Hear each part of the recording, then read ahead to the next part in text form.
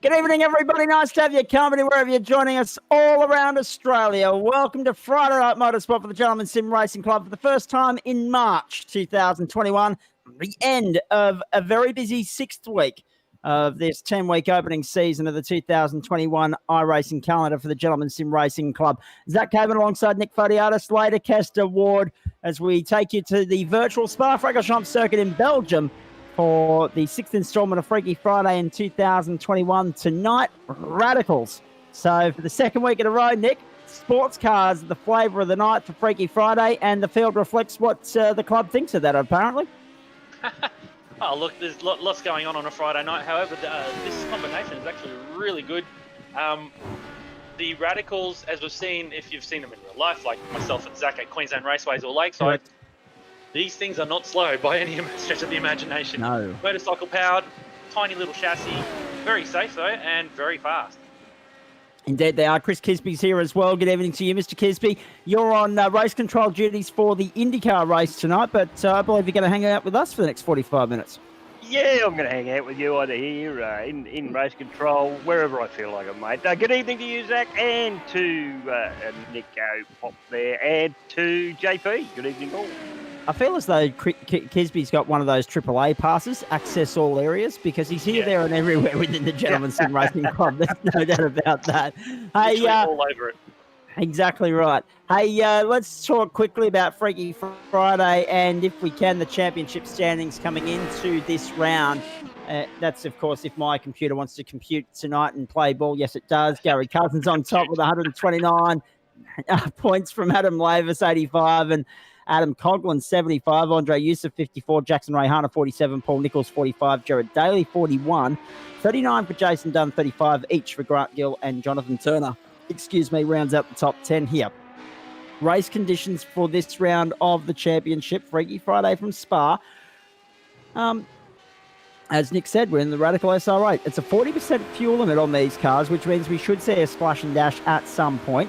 The weather set to the 5th of March 2021 at 1:43 in the afternoon. But again, it's moving.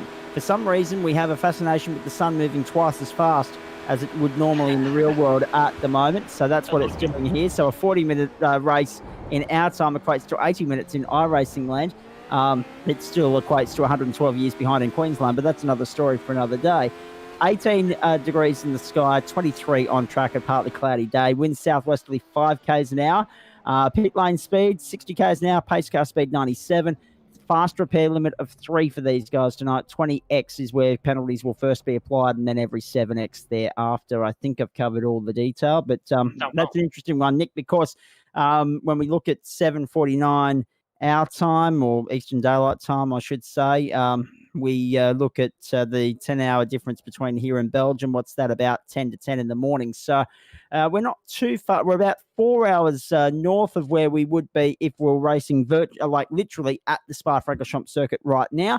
But at least the sun is still shining. The good news is we have a grid here for you in just a moment, folks. And Matthew Dench, Nick, the clear benchmark, the clear front pace runner at the moment. He set the benchmark for others to follow, and they had no hope of catching him. Half a second, the margin between first and second here. Yeah, I'll look to go back to your point about the race times. It generally is one person's looking after each particular category, and whoever set this one up must particularly like the clock going twice as fast. You'll see once again on my ones with the Indycars, there's different conditions again. So we'll see what happens. But look, Spa-Francorchamps, just a touch over 7 k's. In these things, if you get too much air under the car or hit too much curb, you're going to be spinning. So survival of the fittest, but also the fastest, which is, like you said, Matthew Dench over Grant Gill. So should be good race, I reckon. Indeed it will be. Hey, leg one of the doubleheader is from here at Spa. Then we jump in the jumbo jet and fly across to the United States, to Illinois, in fact, Worldwide Technology Raceway, Gateway, for round 6 of the Sharp Road to Indy series, with thanks to Sharp Extensive I.T and also Motorfocus. Now, that will be a beauty. Gateway, 132 laps, not one to be missed tonight. It's 6th round of the championship, and it's at night as well. So we're looking forward to that immensely. The grid should be with us any tick of the clock here. Matthew Dench and Grant Gill have the other front row. There it is. Adam Coughlin, Josh Robertson, the second row, Jonathan Turner, and Lorenzo Antonasio, I think I'm right in that. Haven't seen him in a On while. the third row. Brad Nadoff and Jared Daly, the fourth row. Brett Hewlett and Adam Lavis, the fifth row. Joe Baldwin and Brett Selby-Wood from the sixth row, Dylan Gray and James Catchpole, the seventh row. But those last four there, you can see they have not set a time in qualifying here, so they may not be with us. 2, 4, 6, 8. Looks like we've got about 10 cars out there. So, yes, we are 4 cars short. As the field makes its way around onto the main straight to get this 40-minute race underway. And very slow off the line was Adam Coughlin. Dench flew. Dench has bolted. He's gone. Coughlin went with him. Gill was the one that was slow off the line. My apologies. As they stretch towards the first corner. Everybody safely through thus far until then. Oh, no. Round goes Josh Robertson. I reckon too much rear brake on the way in and then too much power on the way out, unfortunately. It's going to be on the back. Here's the replay. It was in the middle of the pack too. Yeah, too much curb, too much power. Well, time to recover and get going. And it looks like whoever that was at the end there was taking their time to get around him, which is good. Only the first lap. As we see, was that the... Way! Adam Coughlin, a magnificent move up there on the inside at the end of the back straight. He tucks the lead away from Matthew Dench and Grant Gill. They're half a lap in. About 2 minute 15 lap times around here. So what's that going to equate to? That's going to give us 4 laps every 9 minutes, which is going to give us 16 and 36. So we're going to get 18 laps out of this on those numbers. Round goes Gill. Was that Gill? I believe so. Grant Gill's gone round. Yeah, here we go. He's starting to fall down. And he's dropped 3 places. Our live timing screen just a little bit slow tonight. Apologies for that if we do get tongue-tied along the way here. But a cracking battle up the front between Adam Coughlin and Matthew Dench in the early stages here. And I only hope it stays that way, Nick, because last week was a little bit lackluster at Le Mans. Well, these longer tracks, I think just longer tracks in general, they definitely spread out cars. And as you can see here, Matthew Dench here half a second behind Adam Coughlin. And then there's a 3.7 second gap back to Lorenzo, so in third. So already on the first lap, haven't even completed 7Ks yet. As we got Matthew Dench has got a run here. He's going to look into the bus stop. Down the inside. Oh, almost a touch. He goes through on the inside. In fact, that was very generous of Coughlin. He gave him a lot more room than he should have there. And again, realises that this is a 18-lap race. If we get all the laps in and don't have a safety car. So he knows there's plenty of time to reverse the current order between now and then. Dench Coughlin second, Atanasio third. And then we go back to Turner, Gill, Maverick, Robertson, Daly and Hewlett. Adolf will be coming back around onto the main straight very shortly, and he will round out the field here. Now the interesting thing for mine, when I look at all of that, I've already said Atanasio's name 2 different ways, and it'll probably be 2 more before the end of the broadcast. 3 minutes in, Dench and Coughlin. Coughlin round the outside. Right. What a move that was from Coughlin. We're watching the scrap here for third at the moment, but this is just extraordinary. Dench and Coughlin side by side through 7, 8, and 9, and now they run to 10. Oh, magnificent. Coughlin on the AstroTurf, but manages to hold on. And Dench has the lead. Atanasio, Turner, Gill, and also Lavis having a good scrap as well. 3, 4, 5, and 6, Nick. There they are at the back of shot. Good thing about especially these two, they're going to get some good, racecraft skills going here, because they'll start to learn, and you find it in go-karting too, you start to sense where people are and give enough room, but only just enough room, and because they're that far out in front, they can do that. Whereas the guys behind in a long train there, you can't give too much because you're just going to drop down the order like a stone. So hopefully these two have a good ding-dong, and hopefully the guys behind them have a good ding-dong battle. Absolutely. Bring it on. 35 and 55 to go in Belgium. What a start to Friday Night Motorsport. Hey, Chris Kisby, what are you making of what you're seeing thus far? You've been very quiet. I am. I just listening to you two go. Yeah, it's pretty good. And these cars look great going around here.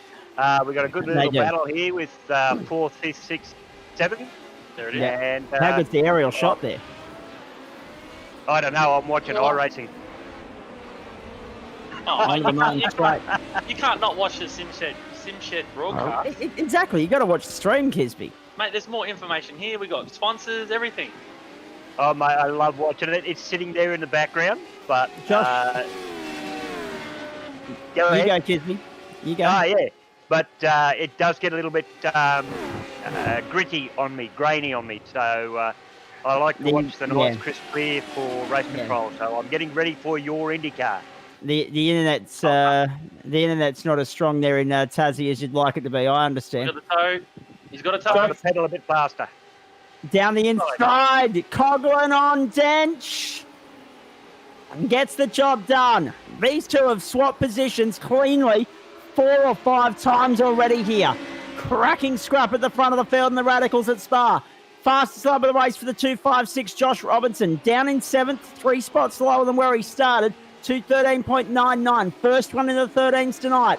These guys here capable of going to the 13s. There's no doubt about that. Coughlin and Dench. But Nick, while over there jockeying for position like this, they're going to sacrifice a little bit of lap speed here. It's funny because I think as much as that usually happens, for some reason, these guys, these front two, are lapping about a second faster than the group behind. So they've pulled out a 5-second lead on that group behind them if we go to a big panning shot. However, the guys behind haven't really switched positions. So I can't explain this one. These guys are just faster. Just plain and simply faster, and they're pulling away. Yeah. There's that scrap for third.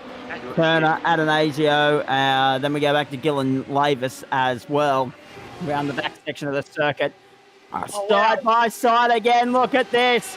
Coughlin and Dench. Dench around the outside going into 18. Look at this. Come on, plus from this pair. And now Dench is going to have the inside line as they come down to the bus stop. This is only the 3rd lap. And they're running as though it's the last lap. Coughlin on the inside coming back onto the straight. Dench carries the speed around the outside. And he's going to have the inside run when they get down to turn 1. Have a look at this. Background. Oh, how good's this on a Friday night? Dench back to the lead. Into La Source. He's got it. That is a bright, colourful car. Yeah, it's side by side through Blanchemont. You can't do that on a Formula 1 car. 4 cars behind had a bit of a mix-up. Yeah, I was going to say, we've had a little bit of trouble back at turn 1. We'll have to get back to that turn 20, but we'll have to get back to that in a moment. Look at this. Coughlin, does he tuck into the slipstream? No, he goes for the drag race straight away, up the inside. So evenly matched, this pair, and Coughlin's got his nose back in front now by mere inches as they head towards the chicane at the end of the back straight. Dench around the outside. And that's not the first time we've seen that this week. A couple of people pulled that same manoeuvre off in Montreal on the Wall of Champions corner. Take it easy, Adam. Get patience, mate. He's had a bit of bad luck this week, so in different races. So he is a driver that can do really well. He's just got to show a little bit of patience here. It's a long race, 40 minutes. So just follow him round, wait for the mistake, and then get him on the last couple of laps. Meanwhile, Robinson's back to 3rd, Turner to 4th, and Lavis to 5th. Daly, Hewlett, Gill, and Adolf have slipped down the order in all of that. So there's been a fair bit of a shuffle from 3rd back, with Robinson now back up in position at number 3. This is great stuff between Dench and Coughlin. That's some good driving. Good, clean driving. Yeah. And they won't be too worried if they get a 1X on the AstroTurf there. They just won't want to get to 20. No, and it's good. It's tight racing. It's showing respect for each other's driving ability. And here comes Adam again. Meanwhile, Lorenzo Adanasio has gone back to the pit lane too, boys. So he's obviously had an incident. Now down the inside comes Coughlin. He went very deep into the corner. There goes Coughlin. Oh, the pressure got to him. Don't want to do that too often because he might lose the toe here. Yeah, that's exactly right. And the toe is pretty big, as we can see, guys, at the start of the straight. He could run. Goes back to that being patient. Just follow him round. Follow him round. Make him do the stuff. Let Not him know sure. you're there. Not sure what happened to Lorenzo Adanasio, ladies and gentlemen, but he is now sitting down in 10th place in pit lane. So I'm not sure if he's out of the race or continuing on. I don't know what's happening there, but there'll be a flashback coming right now for you here in the Gentleman Sim Racing Club. With thanks to Sharp Extensive I.T. That replay just doesn't want to load at the moment, ladies and gentlemen. So we're going to, what do you call a black screen? Matthew Dench, Adam Coughlin, Josh Robinson, Jonathan Turner, Adam Lavis, 1, 2, 3, 4, and 5. Just bear with us, folks. Pictures coming back in from Spa very shortly. We'll keep talking as though it's radio for the moment. See, this is why Kisby's watching the iRacing server, and good on him. Adam Lavis sits there in 5th at the moment. That's who I had on my screen momentarily, but I'm back looking at Dench and Coughlin now. And there's about 4 car lengths separating them.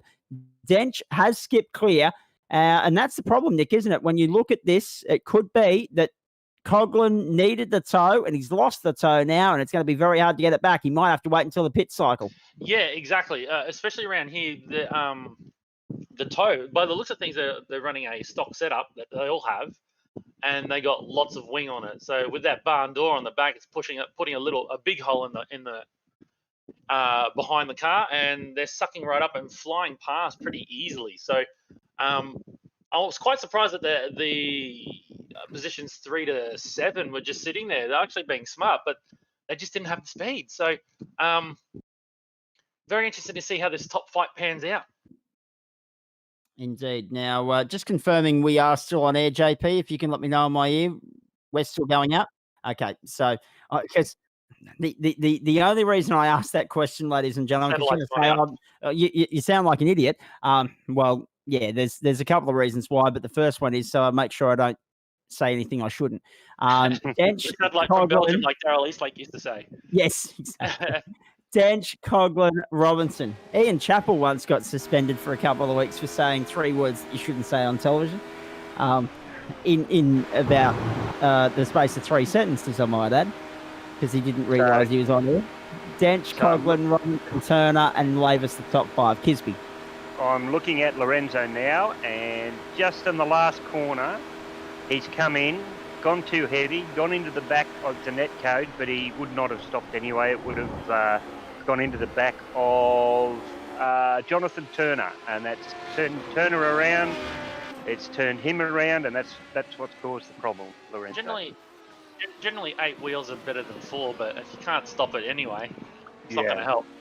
And plus, these things are shaped like a door wedge on the front, so they'll just lift the car up in front, which is unfortunate for the guy in front. Yeah, Jonathan, by the sound of things. Yeah, a bit hard for Jonathan to drive with on 2 wheels, 2 front wheels. Okay. Do you want some breaking news, gentlemen?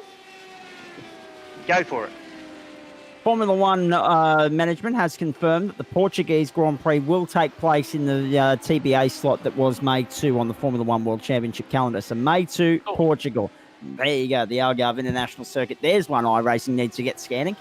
Matthew Dench, Adam Coughlin, Josh Robinson, the top 3 here at the moment. We're watching Coughlin try and track down Dench, but he's not having much luck with that at the moment. And saying that, though, the margin's still roughly a second. So it's not like he's out of it. They got 8 seconds to Joshua Robertson behind. Get a load of this. Braden Slips Adolf. I wonder where the nickname Slips has come from. Maybe he played Slips cricket. Possibly. Yeah. I'm going to do some investigation. I'll be right back.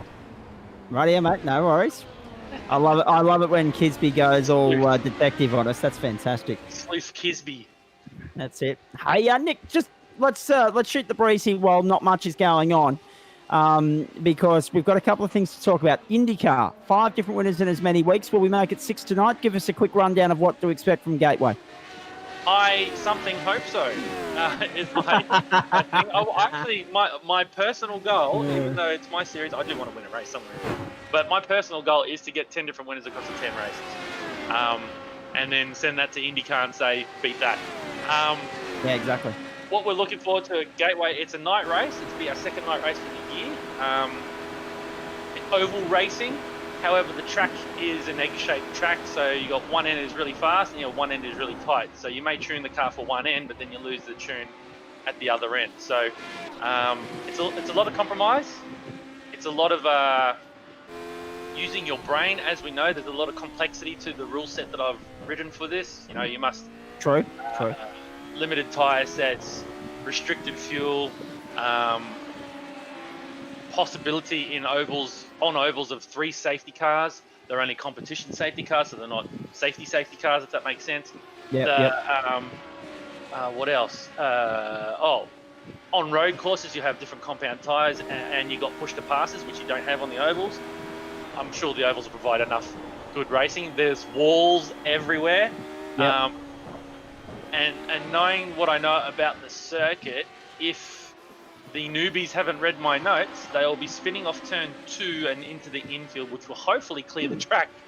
It just goes to show who reads the notes and who doesn't when I watch back the broadcast. So it's still fixed setup, so we all have the same setup. However, there's enough adjustment in the cars through anti-roll bars, front and rear, and through the weight jacker, that we can still customize the setup to some extent, as we see Adam Coughlin pulling up to Matthew Got Dench. up to him again. Matthew Dench in that rainbow car. Looks like a Skittles. And yeah, the Indycars will provide some good racing tonight. Hopefully there's not too many yellows. If we did let it run iRacing style, we'd probably have a yellow every 3 laps. So I didn't want to race of yellows, so if they're automatic. So we got them manually charged. We will have race control on board. I think we've got 2 people on board. Chris can correct me if I'm wrong. And they take no crap, and they'll just tell it how it is, and we just get on with it. So it's going to be a fun race. It absolutely is. Kisby, I'll just come back to you in a moment. Just quickly, fastest lap of the race to Adam Coughlin last time round, 2:12.51, but the best from Matthew Dench is a 2:12.65. So Coughlin is back there with Dench now. So this is back on this scrap, which is good to see. But again, it goes back to what I was saying. These guys were in the 14s when they were dueling, and now they've just punched out a 12 each. So that's not too bad at all. Adam Maverick is closing in on Jonathan Turner as well. He took at least, 0.7 of a second out on the last lap. Set his fastest lap. So he's closing the gap down as well. So that's probably the next closest fight at 1.1 seconds as these guys head on down the hill through the Pouhon corner. They're all French names. They certainly are. That's one of the great parts of the world is Spa-Francorchamps, and it has such rich history and tradition. Hey, just quickly to Chris Kisby, how'd you go with your investigation? Okay, I've done my best I Dream of Genie impersonation. Good boy. And I've clicked my fingers and gone into the car with Braden. It's come back from his dirt racing days. He was doing a bit of dirt racing and he slipped around the track, so they called him Slips. Fair enough. I like it. Hey, just for our younger audience, when we get to the internet, can you explain I Dream of Genie to them, please? I can see this one coming. It'll be I go from Red Foo to I Dream of Genie. Gee, come on now, that's got to be good. That actually, it's not bad at all. That's just showing your wealth of knowledge. I like it. Adam really closing down Jonathan Turner too, by the way. I'm just watching the timing screen. Here he is. And you see the front 2 are pretty close as well. So about the same distance here. I expect Adam to be looking for a pass up the hill.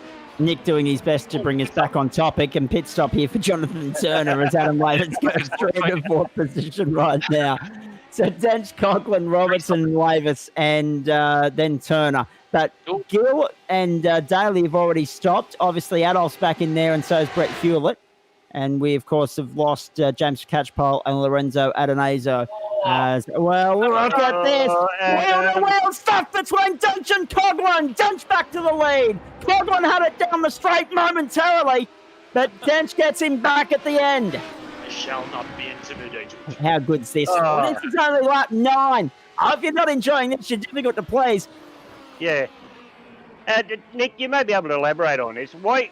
I can't understand why Adam's trying to make that move sort of this early in the race. Why isn't he just sticking in behind, letting Matthew know that he's there, and just following him around, getting the draw, Matthew's got to do all the work, and Adam can just sit there behind him. Look, red mist descends, and all comprehension goes out the window. One must win every lap. But Well, look, who yeah, knows? Maybe he's trying to get past to see if, like I generally do, just get past to see what you can do. Can you pull away? If you can't pull away, yeah, then I'll fall back behind. But Yeah. you know, if That you're makes pretty more new, sense. if you're pretty new, you probably just want to lead every lap. Like the younger blokes in our club generally want to do that. So, look, it's only lap 9. How long have we got there? Hopefully it'll pick up. But 20 minutes or so to go. yeah, so we've still got probably about 9 more laps or so, and a pit stop. So there's still plenty to play out. But who knows? Me personally, yes, I would be sitting in behind. But hey, look, if you can put the pressure on him, maybe he'll spin out. Basically he's So many testing him different out. ways There he to- goes. as I say. There he There we goes. go. Yep. Matthew done. Dench, What a right great call, around, and Nick. he's now on the back foot. Nick called it. Nick called Nick it. called it. He's gonna have Absolutely. pace now. He certainly is. But let's just come back to what Kisby was saying. There's a couple of things. It's a mentality game. It's a psychological thing. It's a bragging right sort of thing. Okay, mate, I've got past you. Look at me go. So there are a couple of different elements to it. Well, Definitely. You could be testing him to see what, can I get past? How easy is it to get past? Okay, is it super hard to get past? Maybe I'll just put the pressure on him. But that makes a lot of sense. That's why I asked the question, because people at home may not know why he's doing these things. And we found out exactly why. He's putting pressure on him. He's caused the spin. He's now in front. Well, I mean, even then he might be just wanting to lead laps. It could be as simple as that. But looks like Adam's got him clear. But at the end of the day, ask a guy named C. Mostert, you only need to lead 1 lap. Yeah, That's true. that's That right. is very, very true. Or a Cook. Now, yes, a couple of weeks ago, 100%. Let's talk about a couple of other things here too, boys, because now things have fizzled back out again. Big gaps between the fields, so we've got a little bit of fill time, as they call it, in the cricket circles, and it's not for a rain delay. When you look at what we produce here Monday, Tuesday, Wednesday, Thursday, Friday night across the 2 platforms, SimShed Broadcasting and the GSRC, I still, sadly, and I mean, 12 months ago, this probably would have been me as well, but sadly, I still get people that ring and say or message and say, mate, I can't get into this sim racing stuff. What's the secret to drawing an audience in, and what's the secret to them actually stopping for a second and giving this a go and appreciating what our drivers are doing every single night of the week? Sorry, it took me off the mouthful. You go, Kizzy. You eat. Personally, I'd say stop thinking of it as a game.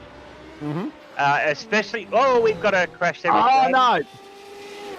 Braden Adolf has slipped off the circuit. Yeah, that's And it. we'll see it on the flash graphics flashback in just a moment, I'm sure.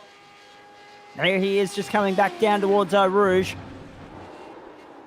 Oh, big one at Eau Rouge. Whoa, that's the thing. Let's come back to what we're talking about with sim racing in just a moment. If that was a real world experience, that would have hurt, but the margin for error there, I mean, it's minimal. You put one wheel wrong and you are a passenger, and we've seen it in every form of race car possible around that circuit, Nick. Sorry, still eating. Okay, Kisby, just you and me for the moment. Yeah. Let's talk. That's exactly right. This track, you have to be on your apexes. Otherwise, you're going to slip. You're going to get slowdowns. And I've driven this one quite a bit, and I'm not saying I'm best at it at all, but I do drive it, and it's really hard to drive and concentrate for that time around. I love the track. I absolutely love the track. Yeah. It's a masterpiece. There's no doubt about that. Now, look who's in second. Adam Lavis. Yes, he's about a fifth of the lap behind. He's behind Adam Coughlin by about a fifth of the lap, but you got to be in it to win it. He hasn't stopped yet. Neither has Adam Coughlin. Matthew Dench has brought himself in at the end of lap 10 here. And we are on lap 11 of what should be an 18-lap race, folks. 24 minutes gone. Just under 16 to go. And Grant Gill sits fourth, Matthew Dench third. Jared Daly is fifth. Jonathan Turner, Josh Robertson, sixth and seventh. Brett Hewlett's now down a lap, according to our timesheets here. So that's unfortunate. And Adolf is down as well. He's in the pit lane getting repaired, getting the tow and getting the fast repair and getting back out there and probably taking on fuel as well. Just in 15 and a half to go. Nick, let's go back to you. In what you were saying in terms of sim racing, people can't get into it. I just view it. Don't think of it as it's a computer. At the end of the day, it is a simulation. These are very accurate models. People use this to, I guess, get a leg up and see the tracks and start practicing them beforehand, aka someone like a Jimmy Johnson right now. Correct. Transitioning from a NASCAR to an Indycar. He'll be spending time in the simulation, and a lot of the drivers have subscriptions and they use this software because this software is classified as one of the better ones. And with that, yes, there's no fear factor. I do get scared sometimes, or I back out things, but I darken my room so I feel like I'm driving the car. Minus the G's. So, in addition to that, it's good practice. You practice all the things that you would practice. Heel and towing, all that kind of stuff. So when it does come to doing track time, you're prepared, you're ready to go. You're using your eyes, you're looking as far down the road, your hands in the correct spot, you're using the tools the right way, so you're practicing what you need to be for when you actually are at the track. So I guess back in the 60s and 70s, go-karting was looked down on, whereas now it is recognized as a good way to get people up to speed. So for those people who can't get into it, I'd just love you just to sit back and watch. We're trying our best. It is not a mirror image. It is something that's very similar to what you see out there on the telecasts and broadcasts. But hey, we're doing our best, and we can do some things in computer world that you can't do on broadcast. But hey, look at it like, just observe it. I guess don't have to barrack for anyone. That's the other part too. Is there's no personalities to go with these computer-drawn cars. We don't know too many of the personalities unless your name's Chris Whitaker. Well, that's true. Exactly. Here we go. Pit stops. Here we go. Fun. Adam Coughlin in the lane. Just to go back, I think to tackle that from a commentary standpoint as well. When I jumped in last year, I took a while to, feel my feet and get a grip of what was going on. But then I just took to the sim the way I do the normal world commentary box. I treat it like I would if it was the Hyundai XLs. Here's Adam Lavis in the pit lane as well, or the Queensland Touring cars, or the Queensland production cars, or whatever the case may be. And I think as more of the real world commentators have come into the sim world, that's helped in a way boost some of the sim audience as well, because we're bringing a certain energy and flair that other commentators might not have. Yeah, but exactly. That's my 5 cents worth. We're not on pit lane. This is going to be tight. This is going to be tight. This is going to be very tight. Yeah. Matthew Dench and Adam Coughlin back again. Heel and toe. Look at this. Top of the hill might be a lead change. Because that toe, there's a barn door on the back of these cars, so that toe is going to be pretty strong up through the top of the hill here. Here we are. Look at that. He's already with him. He's already there. Now watch. Does he go the outside? Does he go the inside? Now the shoes on the other foot, and they almost come together. It's a case of, do you want to take the outside? Do you want to take the inside? Coughlin on the inside. Dench sweeps around the outside, but Coughlin holds on. And what about that? Dench just set the fastest lap as well. Yeah, 2:12.65. Yeah. So now the shoes on the other foot, like you said. Personally, you haven't got many laps. You got 5 laps, so I would be looking, poking, prodding, see if you can get a spin out of him now. I can see the sense in it now, but earlier in the race I couldn't. Yeah, exactly. I'm a bit back relaxed. It's, I guess, another thing too is it's high tension, very high tension. If you ever sat and watched a go-kart race, like a 5-lapper, it's just high tension the whole way. So for these guys, they got the red mist as descent, so they're just right into it. So I guess the more experience you get, the more you can relax. I think they're going to squeeze 5 laps in here, boys. In fact, they should do it comfortably. because they're going to get back to the line before the 30-minute mark. The laps aren't 2.5 minutes long in these cars. So I think we've got 5 laps here, and we're going to end somewhere after the 41-minute mark. That's just my 5-cent bet at the moment. And if you're going to have a punt, gamble responsibly, of course. But and don't be as stingy as I am with a 5-cent bet. But have a look at this. It's on again. Coglin's got his work cut out for him. Dench on the outside. So One of the best races of the year being thrown up by this. There they go! Coglin spins round. Dench had nowhere to go. They're still side by side. Can you believe it? So first and second having a good battle, and so is third and fourth. But again, Dench is going to have. Coglin was just. Oh, and Dench is Coglin as well. But Coglin was a little bit too eager to get into the corner there, wasn't he? Have a look at this. Side by side into the bus stop. And it was Coglin that spun from the inside from the lead. And then here we go. He's lighting it up. It's too much right foot. Gone. Whoa. These things don't go airborne too well. Well, that one landed okay, at the very least. And Holy. He got the fastest lap out of that. Yeah. on that particular lap. Unbelievable. Grant Gill's moved up to second now on the timing screen. So yeah, Coglin's gone into the pit lane. So we've lost Adam Coglin. And that's a great shame because that was shaping up to be one of the best finishes of the year in the Gentleman Sim Racing Club. There goes Adam Lavis straight up on the outside of Grant Gill. Lavis to second. Gill back to third. Turner and Daly 4 and 5. Here's a replay. Flash graphics flashback through the top of Eau Rouge. Up the straight. Barn door on the back. Puts a big hole in the air and you just fly straight past. Now, these guys aren't battling as hard as those front two, but Grant Gill just, sitting behind. I'll tell you what.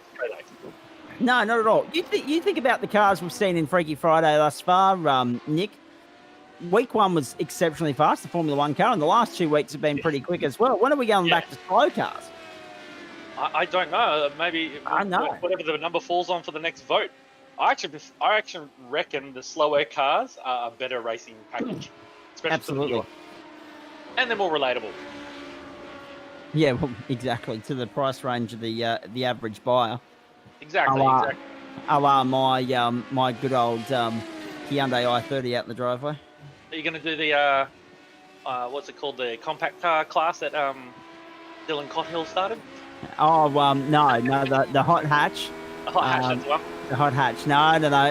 No, mine is strictly a road car, not a race car, which is why when that race category is on, I'm going to have to find somewhere secure to put the car so they're not coming after it. So I reckon Trent's got the same car.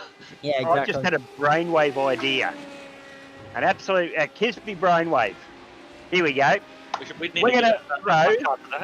Yeah.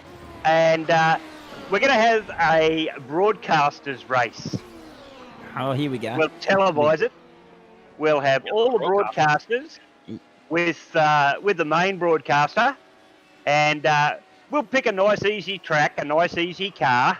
Oh. And we'll all go at it, eh? Well, who's sending a sim rig my way?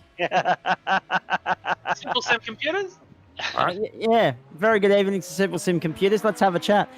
Grant Gill and Adam Lavis, the top 3 at the moment. Grant Gill's just got back by Adam Lavis. You can use my old setup, mate, which is a kitchen chair on a table with a G920 and pedals. How's that? Better than nothing. No doubt about that. For 3 seasons. I know. They upgraded you over summer, which was very nice to see. Can we get a rear-looking shot here from Grant Gill's car, Mr. Director? This will be really exciting, especially when we come around to the start of the next lap. Because I dare say Adam's just hanging in, wait till either the bus stop or going up the hill. Look, Grant Gill's one of the most patient drivers out there, Nick, and he's made the move now, and he's a consistent driver as well. So Adam's going to have his work to get around him. Well, the barn door on the back of these cars seems to make the run up the hill like it looks like a 20 or 30 kilometre-hour difference and it's only at the first section of the straight, especially going up that hill. So I guess maybe the cars are bottoming out and it's dragging and it's slowing them down. And when you haven't got as much downforce on the car, you're not dragging, so you're flying up the hill, and it's making for really spectacular racing going up the top there. But what about the improvement in Grant Gill? Yeah, 3 seasons ago, we saw him in up and comers for the very first time.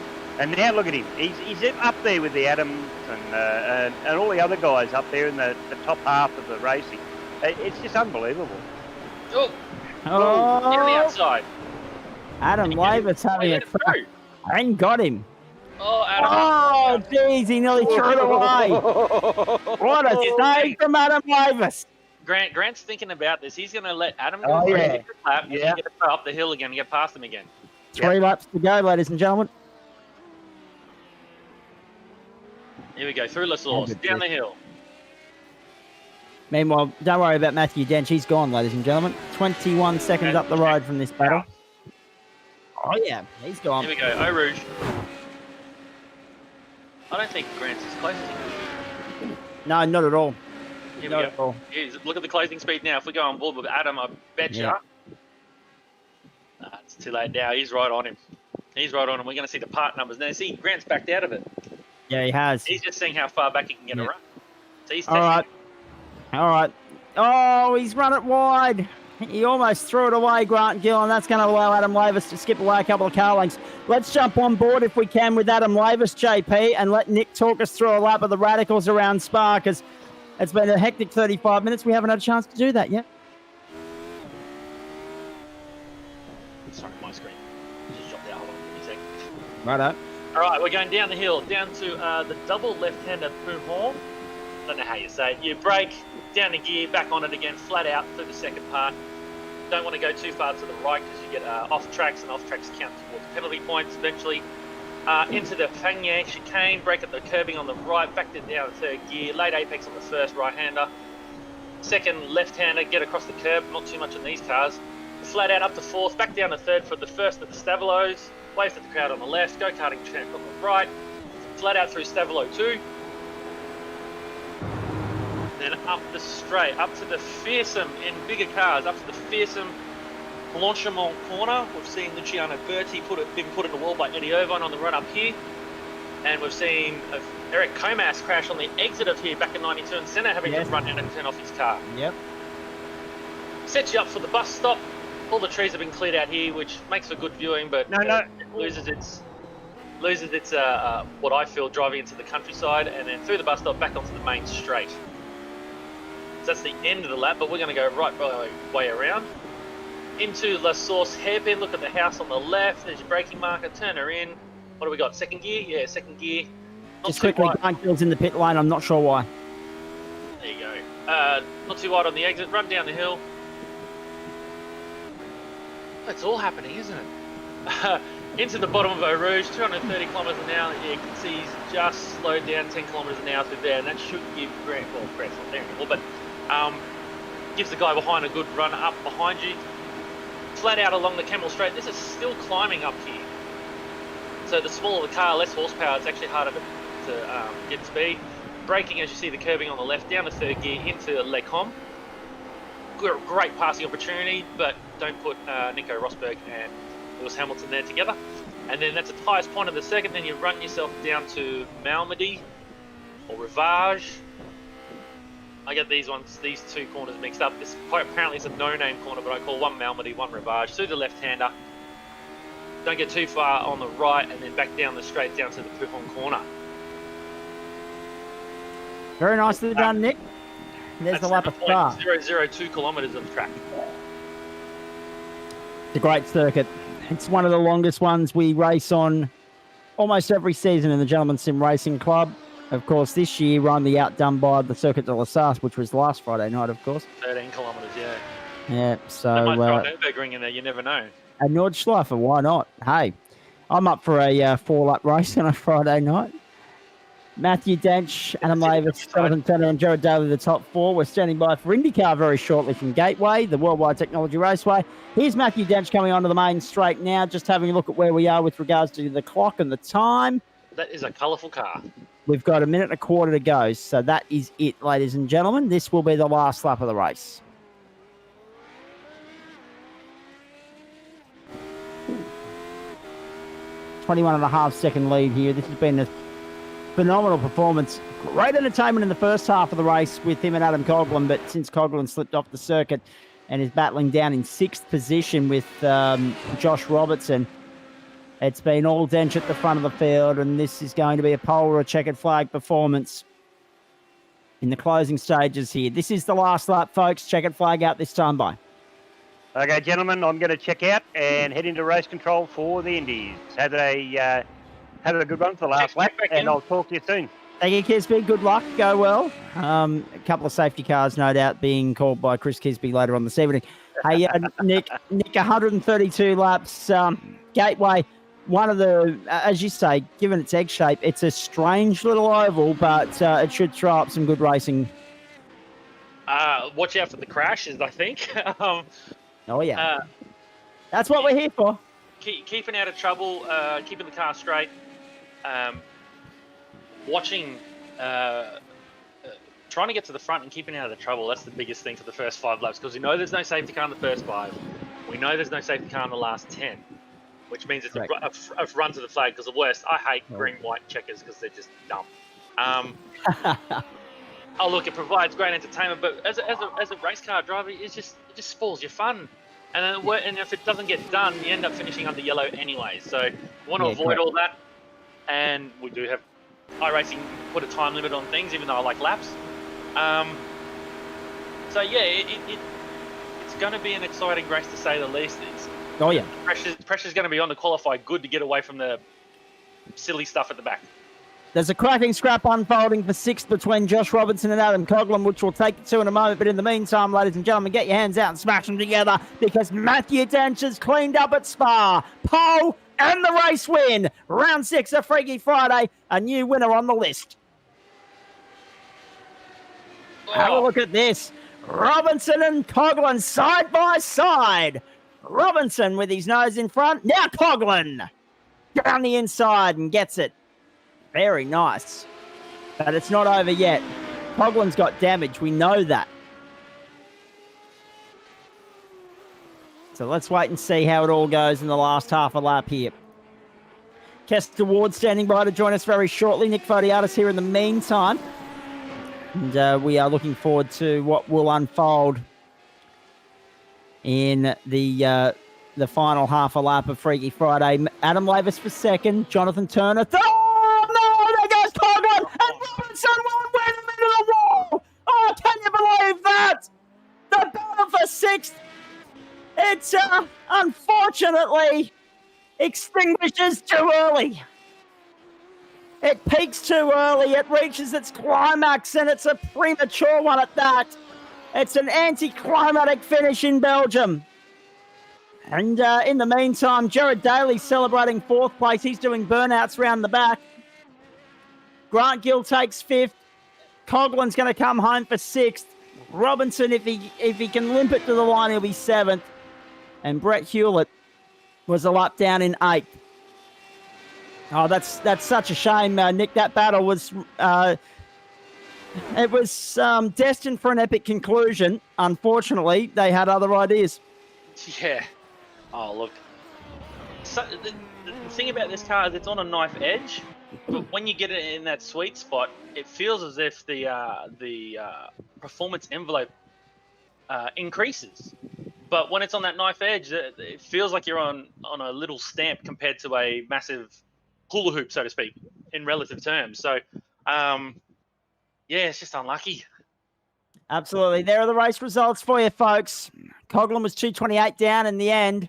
He lost a lot of time there on that last lap. Hey, it was Dench from Lavis. Good run from our good mate Adam. Turner, Daly, Gill, Coughlin, and Robinson, the top 7, with Hewlett rounding out the finishes.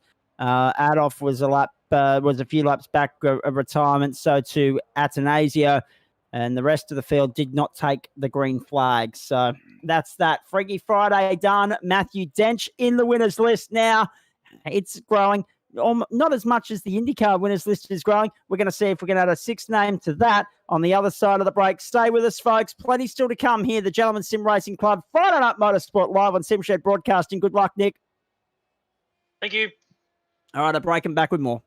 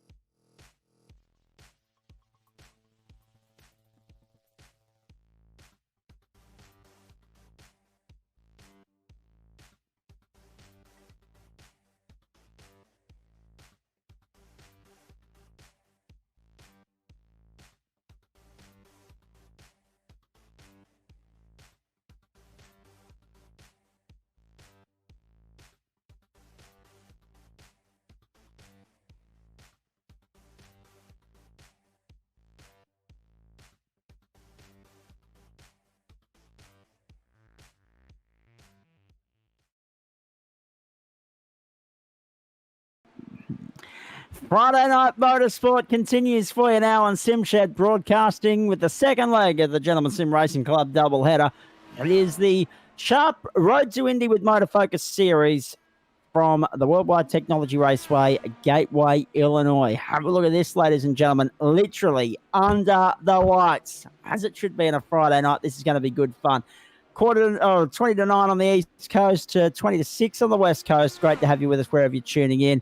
And we couldn't do it without the great people that support the Gentleman Sim Racing Club, of course. Most notably on a Friday night at the top there, Sharp Extensive I.T and also Motorfocus. Don't forget, Sharp have got a pretty good deal on at the moment there, folks.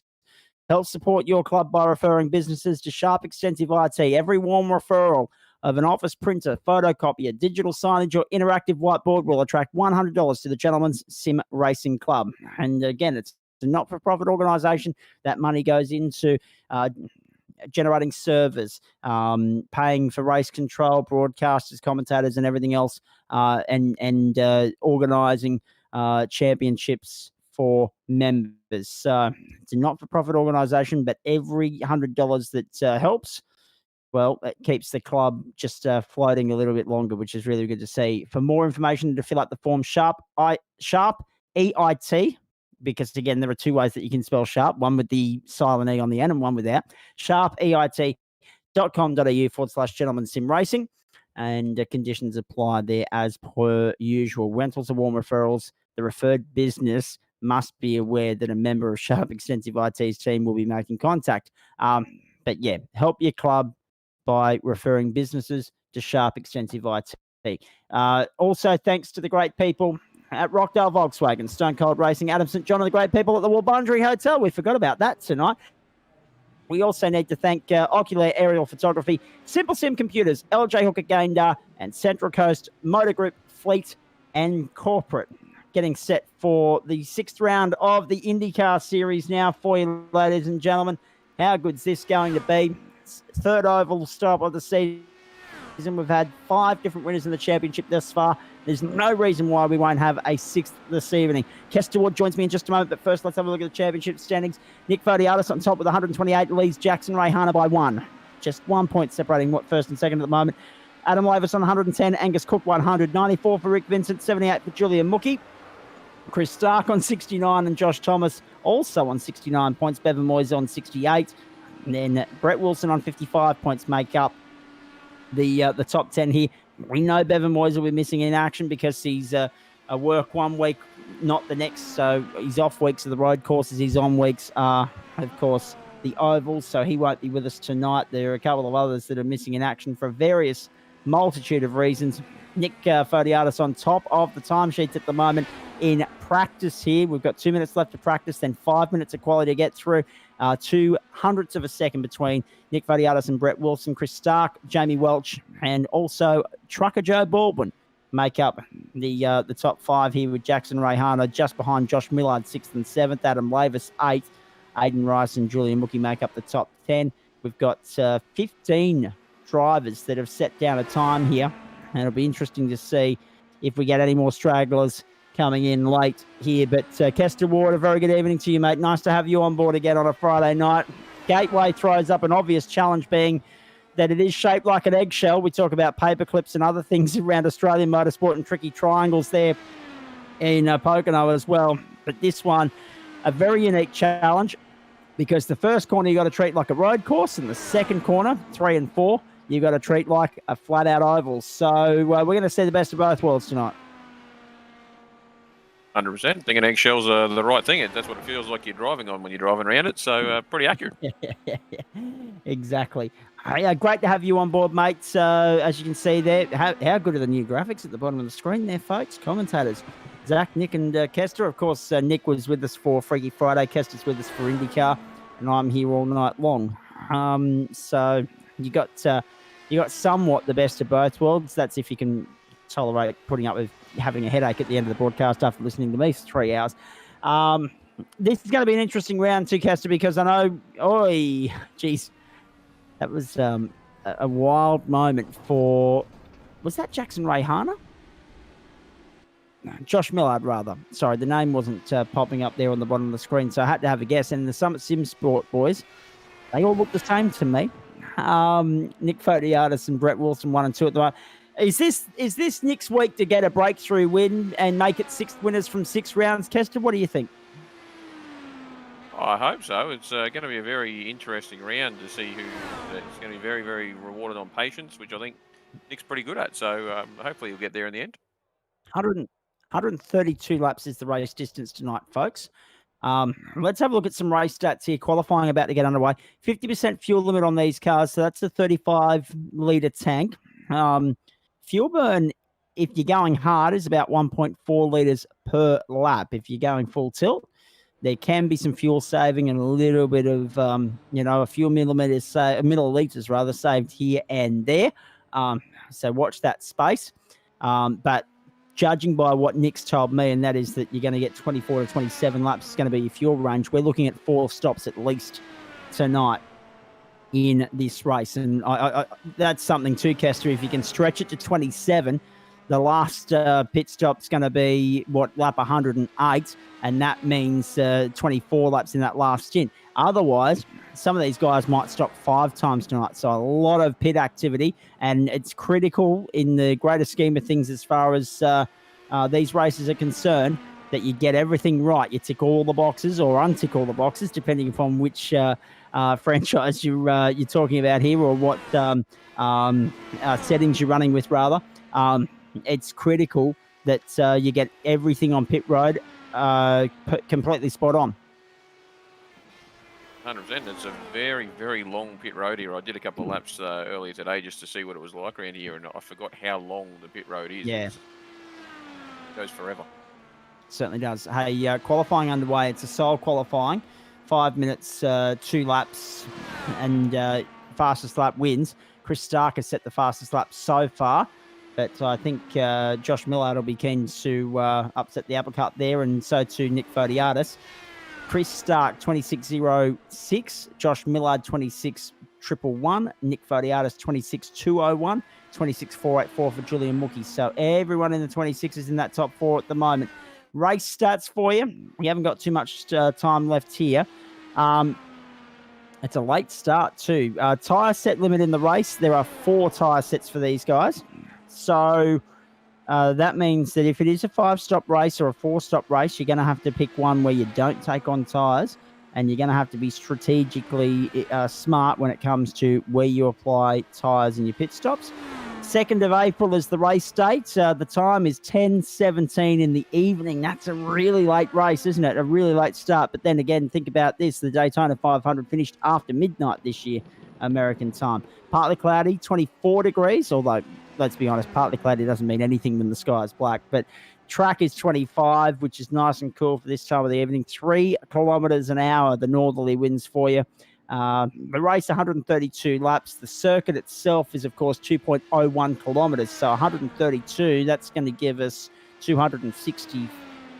No, 264 kilometres. Wow, that's a fair workout for these guys. On the 2.01 kilometre gateway course. Now, pit lane speed will be 72 k's an hour. Pace car speed 89. There are 2 fast repairs only. That's one down from the last time we were on an oval, which was Las Vegas. So that adds pressure to the situation, especially if you do what Josh Robertson's just did and throw it halfway down the straight on his hot lap. DQ limit is at 31x, and the way you get there, if you amount penalties at 17x, that's where they kick in, and then every 7x thereafter. So if you get to 24, oh no, big crunch for the 0.9. For Joe Baldwin, and that's his qualifying over and done. Now, 17x, as I say, that's where the penalties are first applied. You then get another one if you get to 24x, and at 31x, you're booted out. You're gone. See you later. Thanks for coming. And that's just one way in which Nick's trying to keep things a little bit cleaner on the ovals here. Now, look at this. Kester Ward, Adam Lavis, the prince of the ovals at the moment. Have a look at this. He's got pole, and he's got it by 0.015. Jamie Welch, 2nd. Jackson Ray Hunter, Chris Stark, Josh Miller. Nick ended up 6th in all that. He was fastest in practice. Brett Wilson, Julian Mookie, they're all there as well. Josh Robertson, Aidan Rice make up the top 10. Then John Merritt, then Daniel Bates, Jared Daly, Joe Baldwin, and Jonathan Turner make up the 15-car field. It's a little bit disappointing that it is only 15, but I think we're going to get plenty of action out of that 15, given what we've seen on the ovals thus far, given what we've just seen in that 5 minutes of qualifying, Kester. Certainly, it's a difficult track to get around when you're by yourself, let alone when there's other cars around. So Yeah. I was thinking to myself this morning, I wonder how many cautions we're going to get around here. Hopefully not too many, but I hope that people don't take other people out, but we'll see what happens. I just got your message too, by the way, with regards to live timing. If my computer wants to compute, mate, I will, and cooperate rather. I will get that to you momentarily. Getting set for a start here. This is, of course, a big night of IndyCar racing for us here. The Gentleman Sim Racing Club, round 6. The next oval, which is 2 weeks from now, is Milwaukee. The one after that, the famed Brickyard. We cannot wait for all the great racing that's coming up as far as IndyCar is concerned. Next week, next week, Phillip Island, the week after Barber Motorsports Park, as far as the road courses are concerned, I'm pretty sure as well. So we've got some really good tracks ahead. Let's see if we can't continue adding to this winners list. 5 different race winners thus far. And I think, this is actually one of the nights where, Bevan Moyes isn't on the grid. He's won a race so far this season. Angus Cook isn't on the grid. He's won a race so far this season. So if you're going to get a win tonight, you've just got to account for Lavis, Rayhana, and Stark, and you're there. And Jamie Welch is a big chance. Nick Fodiatis is a big chance. We know Brett Wilson had good pace. Put simply, anyone in this field could win. Adam Lavis from pole, Jamie Welch alongside, Jackson Rayhana and Chris Stark the second row, Josh Millard and Nick Fodiatis the third row, Brett Wilson and Julian Muckey the fourth. Josh Robertson starts alongside Aidan Rice on the 5th row, John Merritt and Daniel Bates from, Aguilera Bates from row 6. 7th row is where you find Jared Daly and Joe Baldwin. 8th row, Jonathan Turner. I don't think anyone else is in the server there. I think they're all in race control or whatever the case may be. So here we go. It's a big race. It's going to be a cracking night. This will all be over and done within about 65 minutes, ladies and gentlemen. And don't forget, of course, there is that time certain factor if we have too many safety cars or whatever the case may be. Right. They're off on their formation lap. The simple key here, Kester, without making it too obvious, is to keep your nose clean, and that's easier said than done when you're in traffic. 100%. There's some nice little spots around this track that'll catch you out. The coming out of turn 4 onto the straight, if you get down on the apron there, the car swaps ends before you even realise it has. So it's going to be interesting to watch for that. But in traffic around here will be very interesting. So Adam would want to get away from him as quick as he possibly can.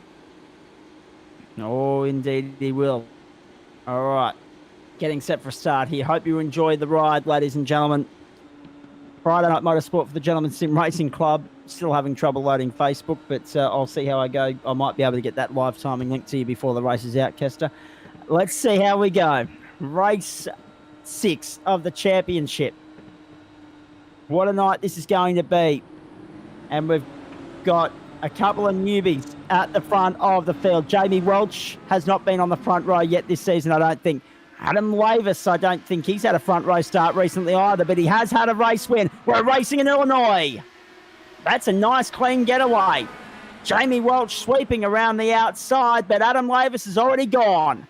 He's cleared out. He leads by 2 lengths. Good start, Jackson Rayhana and Chris Stark. So too Josh Millard a little bit further back in the pack. Trouble for Jared Daly as well. So we might see that on the flash graphics flashback as we go on to lap 2 here. And Kester, you said it. Adam just needed to get out of trouble off the start line there, and he did just that, and he kept his nose clean. Good start.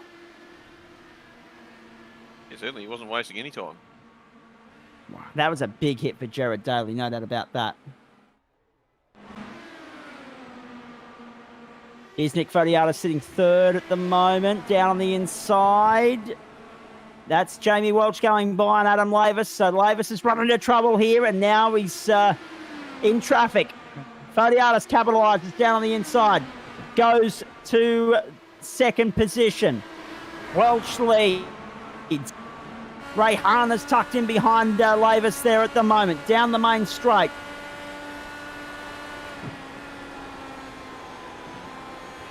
And Nick taking a significantly different line through turn 1 and 2. And I guess that's the craft of knowing your art form here, Kester. Nick has probably put a lot of time into learning the track. And there might be one or two different fast ways around here, but at the moment, it looks like Nick has found a sweet spot there on the high line going through 1 and 2. Yeah, interestingly, when I was playing around with it earlier today, I found there was 3 lines in both ends of the track. And overall in a lap, depending whether you sat low, middle or high, was about a tenth in it different, but it was significantly different on your tyre where over the length of a few laps. So where Nick's driving is actually exactly where I was driving, that I found to be quick and consistent. Good to know. Across the line they go, another lap in the books. We're already on to lap 6, if you don't mind, ladies and gentlemen.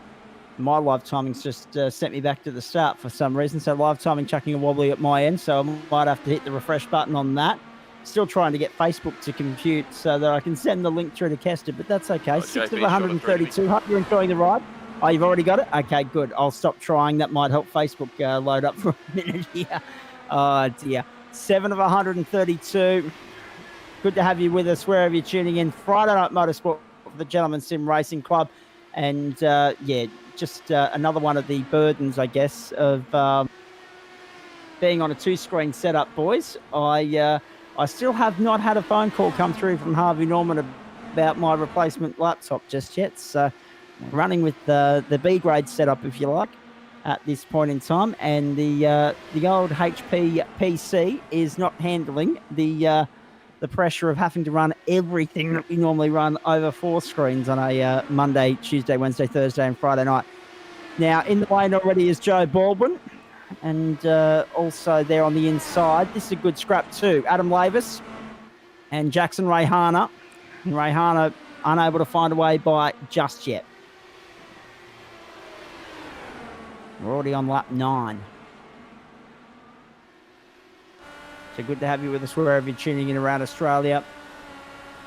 There will be 3 competition cautions tonight that will be called by race control Mr. Kisby. The AAA of the Gentleman Sim Racing Club. He has access all areas, of course, and does a great job for us. Lap 10, Adam Lavis tucking in behind. In the battle here to try and stay with Nick Fodiatis. Julian Mookie on screen there as well, I think.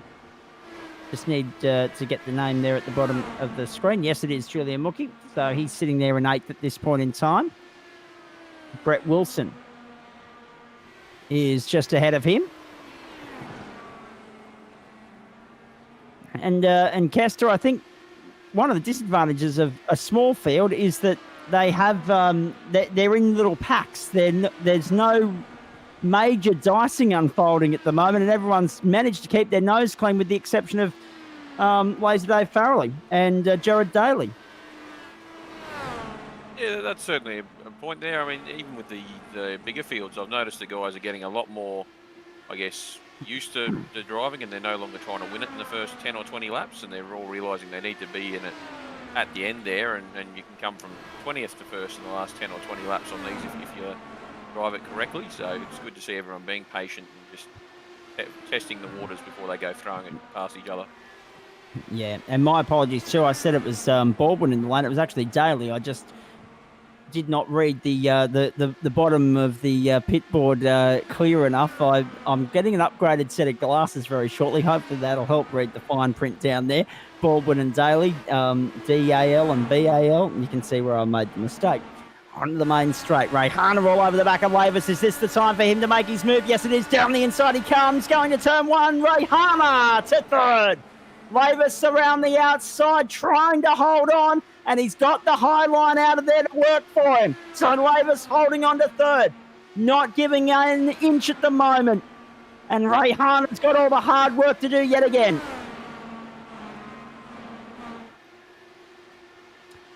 That's allowing Nick to drive clear of that battle pack, but Jamie Walsh should be a little bit worried, Kester, because here comes Nick. Half a second the margin in this car race. 15 laps gone. Only about 8.5 minutes of racing, or 6.5 minutes rather, of racing thus far. So if they keep going at this speed, that 132 laps is going to race on by. Yeah, I think the average lap time is about 26 seconds, which is not very long at all. But the thing is with that is you don't get a break when you're driving it. So these guys are all going to get mentally exhausted about halfway through, and then it might get a little bit more interesting. Yeah, exactly. We'll be with you every step of the way here, folks, as it does get more or less interesting, whatever the case may be. Full post-race show to follow as well. Probably not as long tonight because a lot of our drivers that this is half the field we had last week in Sonoma pretty much. So we'll see if we can't boost the numbers for the next couple of weeks. Maybe, and that comes back to a couple of things, obviously, Kester. We know that there are drop rounds in place for this very cause. Real-world commitments start getting in the way again now that we've come out of COVID and we're on the other side and we're mostly getting back to normal, except politicians are still carrying on like flogs with border closures and restrictions and all that rubbish. But in the greater scheme of things, we're virtually back to normal. So real-world commitments come into play, and then, family commitments as well. So, and then the third thing, and this is the most important thing, there might have been a few people that looked at Gateway and said, no, thanks. I think you're probably pretty right there, and as he's right, life's going back to, somewhat normal, and that's why I haven't been racing as much, as unfortunately work gets in the road, and I haven't managed to win the lotto yet to not be able to work, so Correct. it'd be good if we could do that. Nor have I. I might give you a little bit if I win, there you go.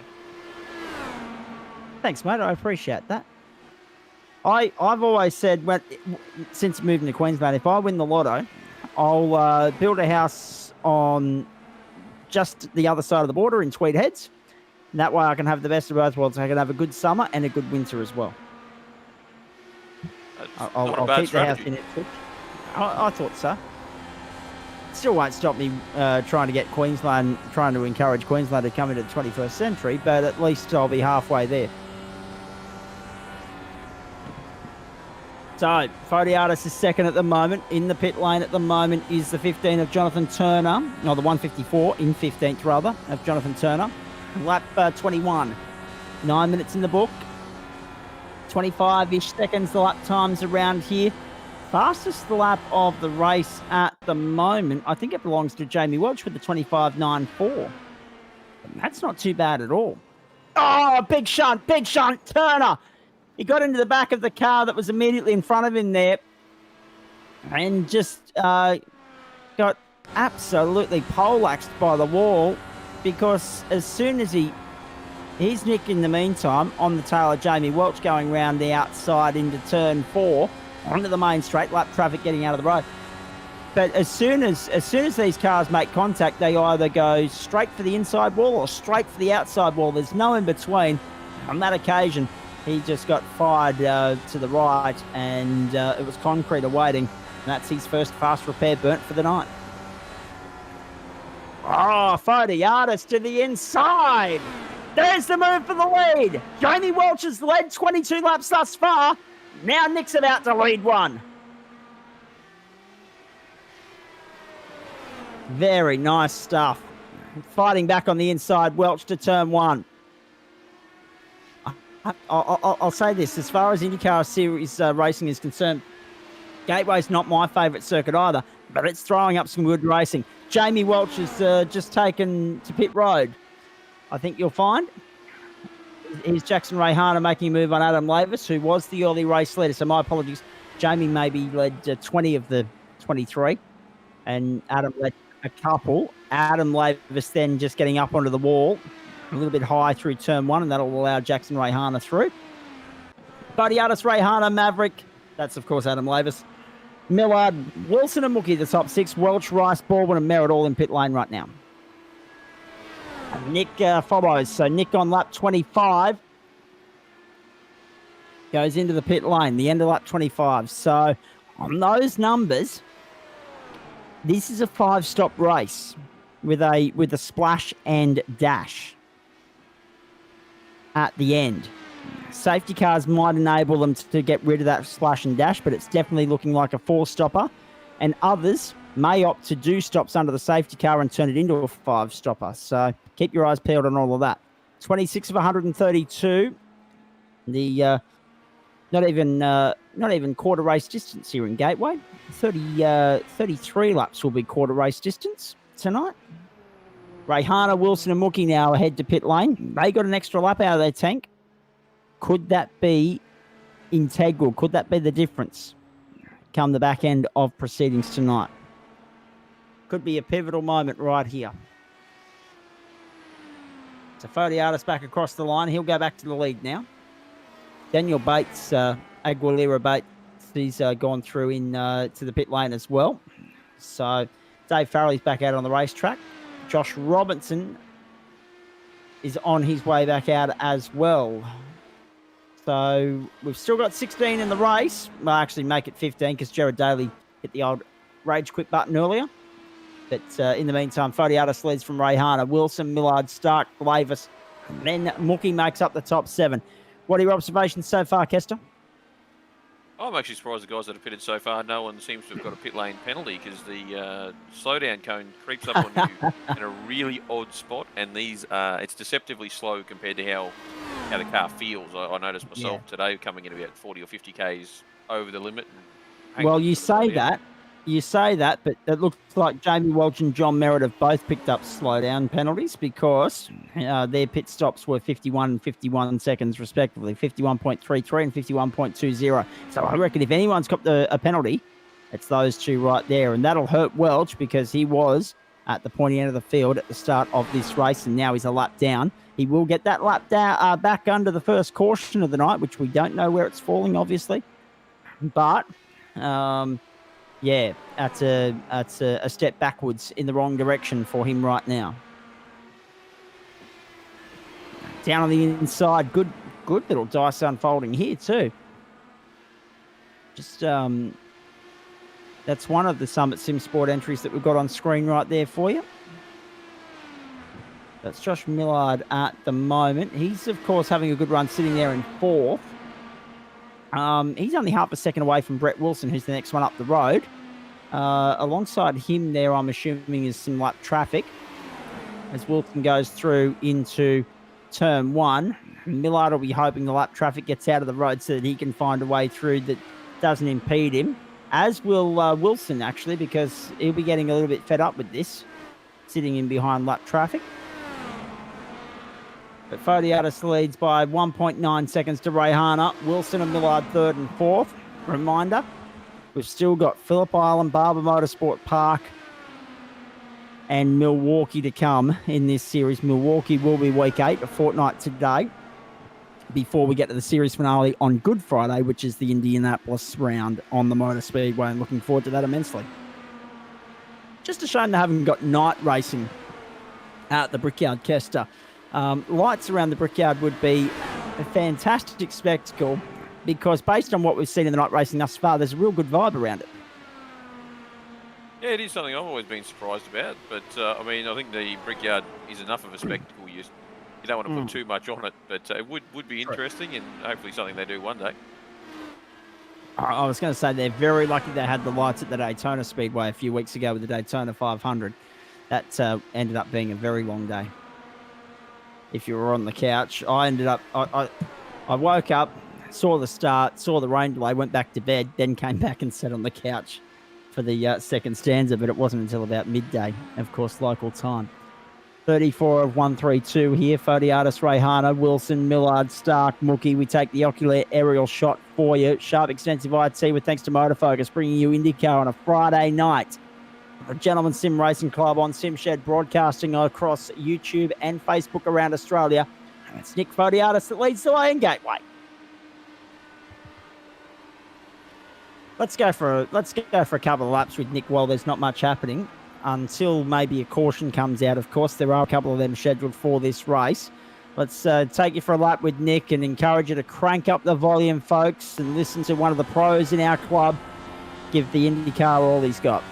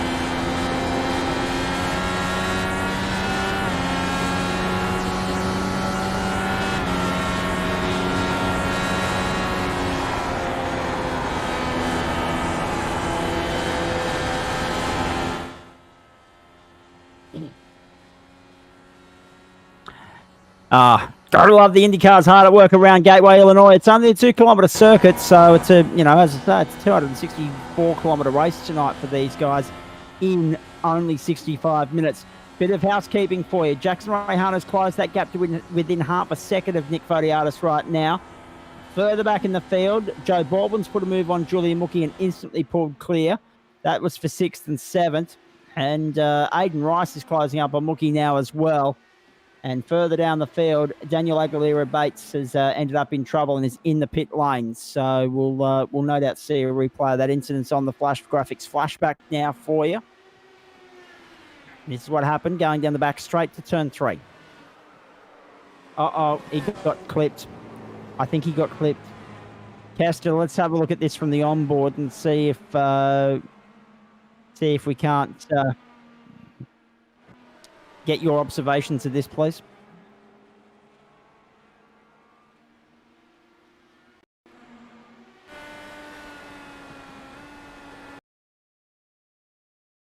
He was very slow into the corner.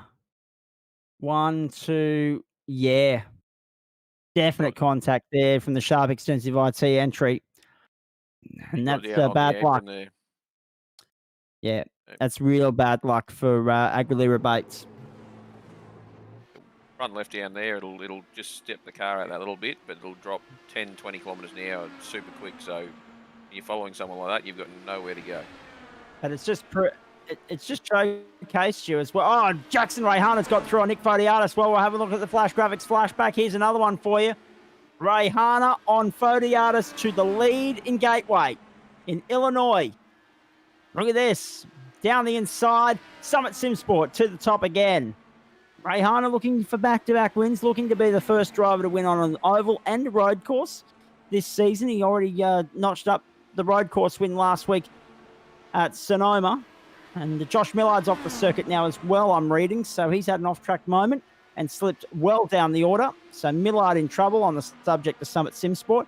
Just got a message from Angus Cook saying the race is looking good so far. He's looking forward to being back on the grid next week. Rayhana leads Fodiatis by 0.6 of a second. So Rayhana's got good pace, good form right here, right now. Jamie Welch is the lap down. So too Julian Mookie, John Merritt, Josh Robinson and Dave Farrelly. Millard's in the lane getting a fast repair. Lap 45. And still no caution. It's been phenomenal so far. And we've only got to 20 laps into the race. 20 minutes rather into the race. I'm having a dyslexic moment, Kester. That's all right. We all have them there. I'm super impressed at how the start of this race went there. The first couple of laps could have been an absolute catastrophe there, but everyone kept their heads about them, and I'm quite surprised that we've got this far without a caution, to be honest. It could have been a dead set street fight at the start of that race. Joe Baldwin on the inside of Chris Stark. Chris Stark relegated to 5th now. Baldwin to 4th. So Rayhana, Fodiatis, Wilson, Baldwin, Stark, the top five. Adam Lavis, Aiden Rice, rather, sitting down there in sixth. Then Adam Lavis, seventh. Then Welch, Mookie, Merritt. Just going back to that incident there at turn 3 and 4, the incident for Aguilera Bates. Difficult one to talk about because clearly the Sharp car was carrying far more speed. Oh no, trouble for Joe Baldwin. Trouble for Joe Baldwin. Sparks flying off that car, and Chris Stark into the pit lane now as well.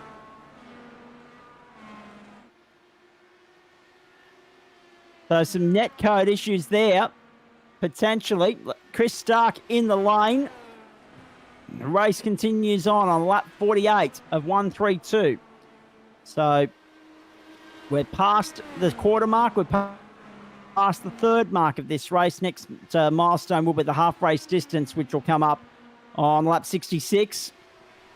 But clearly, the Sharp car was carrying more speed into the corner than Aguilera Bates was able to carry through the corner, Kester. And that says to me that either Aguilera Bates isn't up to speed with the circuit yet, or there's a definitive fast way through turn 3 and 4. It's certainly, and playing around with the lines before, you get completely different runs, and it's so important to keep the momentum up here as well, which is, I'd see the Sharp car there, you wouldn't want to back out of it because you want that momentum to get past them. But I think it was just the fact of one entering low, one entering from the high side, and you will carry probably a good 20, 30 kilometre an hour difference in speed through the centre of the corner. But interestingly, the exit speed is very similar a lot of the time. Very good point. Back we go. Jackson Rayhana's the race leader. He's a second clear of Fodiatis at the moment. Reminder, we're at Gateway in Illinois. Rayhana in the line. Nick continues on. Now, this is interesting. Nick's on an interesting strategy here because first time round, he pitted on 25. Rayhana pitted on 26. This time round, they've reversed roles. So 25 laps for Rayhana's tank, 26 for Fodiatis' mate. Actually, this will make it 27 for Nick. If he comes in this time round, yeah, here he comes. So Nick got an extra lap out of the tank that time round and pits one lap later than Jackson, but Jackson's stint went one lap shorter than Nick's opening stint. Very interesting strategy at play here. 52 of 132. Brett Wilson also in the lane. Jackson Rayhana on his way out of the lane. Joe Baldwin, Chris Stark, Aiden Rice, Julian Mookie, and Adam Lavis, the top 8, as Rayhana rejoins down there in position number 3. Fodiatis in his pit box now. Wilson as well. Oh, there's pressure on from every angle here. Let's wait and see. So, Fodiatis out. He's going to get held up by lap traffic here, and he won't be happy about that, getting back onto the real estate. Not sure who it was holding him up there. But Nick has managed to somehow get back out onto the racetrack marginally, fractionally ahead of Jackson Rayhana. Awesome second stint from both of these drivers. Now the pressure's really on in Illinois. Two of the best in the business, not just when it comes to open wheels, but for the club in general, Kester. This is really good, tight racing as Rayhana looks down here on the inside. Rayhana, no. Fodiatis holds on for the moment. This is what we've been looking forward to all season. We got it with Angus Cook and Nick Fodiatis a couple of weeks back in Las Vegas, Kester. But now to see Fodiatis and Rayhana go toe-to-toe, that's what we come to IndyCar for. That's it, and I can guarantee you Nick's got a massive smile on his face at the moment. He loves this sort of stuff. And talking about the fuel there, Nick has this tendency to run the thing down to, it's got, I swear that sometimes he runs them on fumes. When him and I race together, we seem to, one of us runs out of fuel pretty much every time, but it's spectacular how far he can get these cars to run on a tank of fuel a lot of the time. Oh, yeah. There's some serious fuel saving going on there. There's no doubt about that. Adam Lavis, fastest lap of the race, 25.87 in the meantime, folks. How good's that looking? 56 of 132. Reminder, 66 is halfway. In the real world, halfway would constitute a race. In the sim world, we haven't got any wet weather coming our way, so we're good. 57 of 132. Bodiatis, Rayhana, Wilson, Stark, Baldwin, Rice, Lavis, Welch, the top 8 there, the 8 on the lead lap. So it looks like more trouble here for the Aguilera Bates entry. This time onto the main straight. No, that's a monster shunt. And yet still no caution. Still no caution. I'm surprised by that. I thought we were going to have 3 random safety cars tonight. We must only be having 2. Because I can't imagine we're going 60 laps into a race before we get the first one, and there's going to be another 2 after that. That'd be silly. They'd be 2 crammed together. So Fodiatis leads, Rayhana and Wilson second and third. Here's the battle. Just behind them, Aiden Rice and Adam Lavis, of course. Lavis down on the inside. Job done. Just depends on your driving style, Kester. Some making the inside work, some making the high side work. And here we are stuck in the middle. That's it. And I want to take a moment. Some of these cars are quite good looking. I know Adam does his own liveries there, and he's always got quite striking ones. And I'm pretty impressed with the look of some of these cars out there tonight. Yeah, me too. Very impressed. Now, oh, nicely. Oh, geez, Nick, no. Oh, that's Daniel Aguilera Bates going into the wall yet again. He can't be far off retiring, that bloke. That's going to be fast repair number 3 for him. Lap 61 of 132. Actually, I think there were only 2 fast repairs tonight, were there not? If I had a look at the race stats. So, yeah, Aguilera Bates in all sorts of trouble now.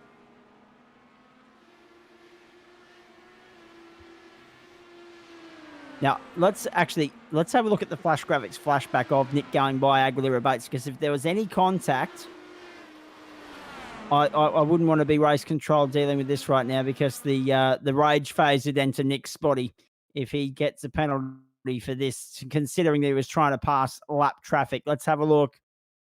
Oh, That's not on Nick. He turned into him. No, Aguilera's done that all on his own. He's seen Nick there and got spooked. Yeah, nicely done. Nick will be a happy boy.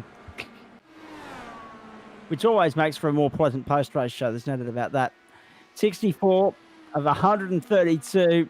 Fodiatis, Rayhana, Wilson, Stark, and Baldwin, the top 5. Biggest mover of the race so far, Joe Baldwin, 14th to 5th. Biggest loser of the race so far.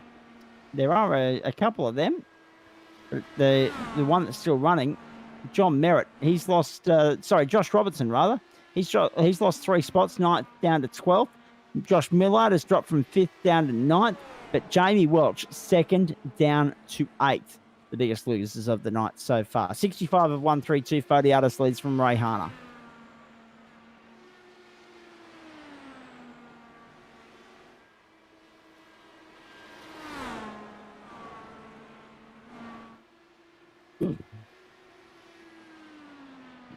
Not much in our lap times here at the moment, folks. Just getting word in my ear.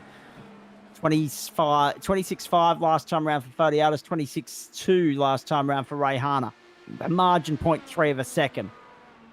Nothing yet. But what will work in Nick's advantage here, Kester, if we get to the last 20 laps and it's an out-and-out sprint, if he can take the lead and hold Rayhana at bay, it's not like Las Vegas where slipstream is king. No, it's still very effective, but you've got to know how to use it around here, and it's a bit of a gamble at all times. But I'm interested to see what everyone does with their tyres, because that may make a big difference near the end. Indeed. Hey, big news too from the 4th T20 International between Australia and New Zealand tonight, ladies and gentlemen. New Zealand were bowled out in the 19th over. They were chasing 157 to win. Australia 6 for 156 in their 20 overs. New Zealand all out for 106. Australia win by 50. The series, which was looking like New Zealand would win in a canter, goes from being 2-0 at the start of the week to 2-all at the end of the week, and the decider is Sunday. The decider also on the netball. Oh, Rayhana down on the inside of Fodiatis, and job done. Fodiatis back to second. Rayhana resumes the lead. And now the battle is on because Brett Wilson wants to weigh in on this as well. He wants a piece of the action. He's sitting there in third at the moment, only 0.6 of a second away. There he is, rear of shot. Oh, boy. And no caution yet in Illinois.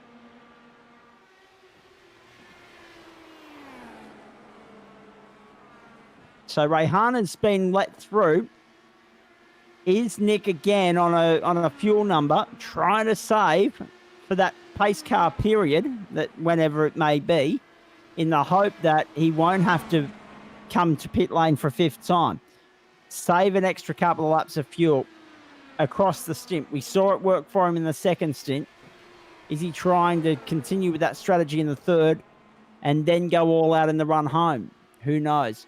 Just quickly too, netball tomorrow, Australia, New Zealand, the Constellation Cup. Game 3 also locked at 1-all. So we got 2 Trans-Tasman contests to keep an eye on over the course of the weekend. And I'll have a full debrief for you on Monday night. Also, more reaction and whatnot in the Saturday Sports Clubhouse on West Bremer Radio tomorrow morning. I need to get that plug in there while I can. 32 minutes gone in this race. We're on lap 72 of 132. We're past halfway. We are flying towards lap 132 here tonight. But we know the course car is coming. It's just a matter of when. But you said But they're at knowing the Nick moment- probably is saving some fuel there. Maybe not to try and get to the end. Might just be so he has to take 5 or so less litres in the pit stop there, which will shorten his pit stop down and maybe jump him in the Exactly. pits. Hard to know when this caution's coming. Would have expected one before now, considering that they normally allow for 3 on an oval, 1 on a road course. But anyway, the powers that be will look after that. Oh, there it is. In my earpiece now. Caution, caution, caution. Right smack bang at the start of lap 74. Whoa, here we go. Now things spice up because that works for no one on their fuel numbers. That works for no one because, okay, yes, they're almost at the end of the stint, but they would have all been hoping to get to 77, 78 before coming in again. That gets them to 104, 105 with a bit of fuel saving behind the caution. That then gets them home if they can get 27 laps out of the last stint. Nick's proven that you can get 27 laps to the stint. So all of a sudden, this now becomes, in my opinion, a 5-stop race with a very quick, brief splash and dash somewhere between lap 110 and 120. And here comes the contingent, the log jam. It's a pit lane.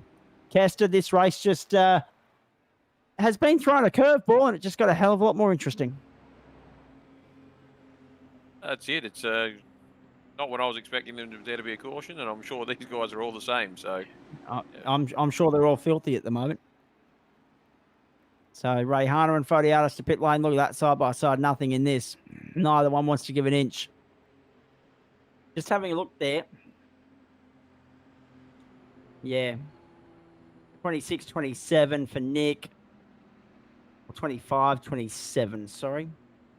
So there's not much in these fuel numbers. And now, well, how much? Well, it's only a 3 or 4 lap caution. How much do you save under the safety car? I mean, there's so many questions to be answered. Rayhana in and out. Not sure if he took tyres or not. Because remember, there's that part of the strategy to come into it as well, whether you take new tyres now or later. You'd take them, surely you'd take them now, Kester, if you've got a couple in the shed, a couple of green ones in the bank, because you're under caution, you lose no extra time. In saying that, I'm not a strategist in any way, shape, or form. It really depends on what you think the race is going to go like. I like to, I mean, if they're noticing their lap times aren't that much slower, potentially could leave old ones on there, and hopefully you hope for a couple more cautions there and throw some fresh ones on at the end and escape through the pack that way. But Nick seemed to take a little bit longer in the pits than the other guys there, so I'm not too sure what happened there. He certainly did. 9.15 seconds for Nick, so he's come out in fourth place. Adam Lavis in the lane now. Ray Harner and Wilson have both leapfrogged Photiatis in the pit lane. Caution out in Gateway, Illinois, Worldwide Technology Raceway. Home, of course, to an August round of the IndyCar Series. Reminding you, of course, IndyCar starts up in April. You'll see it on Fox Sports here in Australia. A lot of interest earlier, Nick said, in Jimmy Johnson, also Scott McLaughlin, because we've got a seven-time NASCAR champion against a three-time Supercar champion, and Romain Grosjean with no shortage of Formula One experience, all vying for the Rookie of the Year title in the IndyCar Series this year. Oh, it's awesome, isn't it? IndyCar is looking better than anything. I mean, MotoGP but IndyCar is looking exceptional this year. I just love that for a Rookie of the Year lineup to have those names in it. It doesn't sound right, but it's going to be interesting. It's astonishing, but I love it. And the Brickyard in May cannot come quick enough. May's actually looking really busy at the moment because in amongst all the sim racing, I've got a couple of real-world gigs lined up as well, which means I get to go back to a racetrack, which I'm really looking forward to. But I've made sure that I've got that last Sunday night in May free so that I can be on the lounge. MotoGP's on to kick things off. Couple of hour kip, back on the couch for the Indy 500 on the Monday morning. Cannot wait. It's going to be fantastic. Lee Diffie calling his third Indy 500, 2:30 a.m. start time. It's going to be awesome. Good to see Roman actually posted a video the other day of testing the IndyCar at Laguna Seca. And the camera angle is insane from inside the visor there. It gave me a newfound respect to how hard these are to drive around a track like that. It was quite impressive to see. Well, not only that as well, just quickly before we've got lights out on the safety car, you're not wrong about that, Kester, but that's something we'll come back to a little bit later on. And especially now as well with the whole new mirror framework going on around the visor as well. Oh, no, we've got one car being unlapped at the time that everyone's got to try and come to the pit lane. Course car off, race back on, but a shambles, to say the very least. We're going to get on to lap 79 here as Ray Harner takes us back to green. We've got 54 laps to go. Ray Harner, Photiatis straight up on the inside of Wilson. Job done. He didn't muck around. He didn't waste any time there. Nick Photiatis goes back to second, straight by Brett Wilson. Unbelievable restart from the 99. And a very wide line through three. That allows Wilson to sniff up on the inside. But he yields. He thinks better of it. I'm just having a look. That's Joe Baldwin sitting there in fourth place in a very nice run. Aiden Rice, Adam Lavis, Chris Stark there as well. Jamie Welch did get the lucky pass by the caution, but by the safety car to unlap himself. But he also is a long way back in the pack because of the fact that the caution and the waiver rounds happened as late as they did. Lap 81, 40 minutes gone. We're racing towards 65 minutes, ladies and gentlemen. It's Jackson Ray Harner, Nick Photiatis, Joe Baldwin, Brett Wilson, Aiden Rice, then Adam Lavis. There's either going to be some serious fuel saving or you're going to see some seriously hard, fast green runs here because you're going to have a combination of drivers trying to save fuel to get only two more stops here, or there are going to be, one more stop here rather, or there are going to be those that might try and short stint at some point, come in, quickly top up fuel, get back out there. Again, strategy weight, You don't want to be a strategist tonight. Nick Fodiata straight through on the inside of Jackson Rayhana back to the lead. Rayhana has now got Joe Baldwin for company, who's got by Brett Wilson. Adam Lavis at it, and Aiden Rice are 5 and 6, but Fodiatis leads the pack. Will we have 6 different winners in as many starts? I was very lucky, actually, Kester, back in 2012 to be commentating Formula One on a community radio station back in Bathurst. Hello to all my friends at 2MCE as well. And we had that incredible start of the Formula One season in 2012 where Jensen... big moment for Joe Baldwin as he got by Jackson Rayhana. Brett Wilson also got by Rayhana as well. How did he save that, Joe Baldwin? Extraordinary. Here's the flash graphics flashback for you. We had 6 different winners in the first 6 races of the Formula One season back in 2012. The 6th was Mark Webber, the Monaco Grand Prix. Then Lewis Hamilton came out and made it 7 from 7 in Canada on a Monday morning in early June. And then if you fast forward to the end of the year, we actually got 8 different winners that season because we got Kimi Räikkönen winning in Abu Dhabi. So, I mean, a long list of names winning in that season. It was really impressive to see. Joe Baldwin, what a save from him. I think it was Jenson Button, Fernando Alonso, Sebastian Vettel was in there as well. You had the second of the Ferraris getting up. You had Pastor Maldonado, Mark Webber. Just, yeah, extraordinary. Back in the days when Formula One was well worth watching, not the snorefest that it turned into with Mercedes dominating everything at the moment. Lap 87. That's why so many people are so excited for IndyCar this year too, by the way. I'm actually pretty keen to see Mark Webber jump back behind the wheel of a race car this year, so that's going to be quite interesting to watch. Oh, yeah, actually, that's a good point. Yeah, I forgot about that. About time too. Before too long.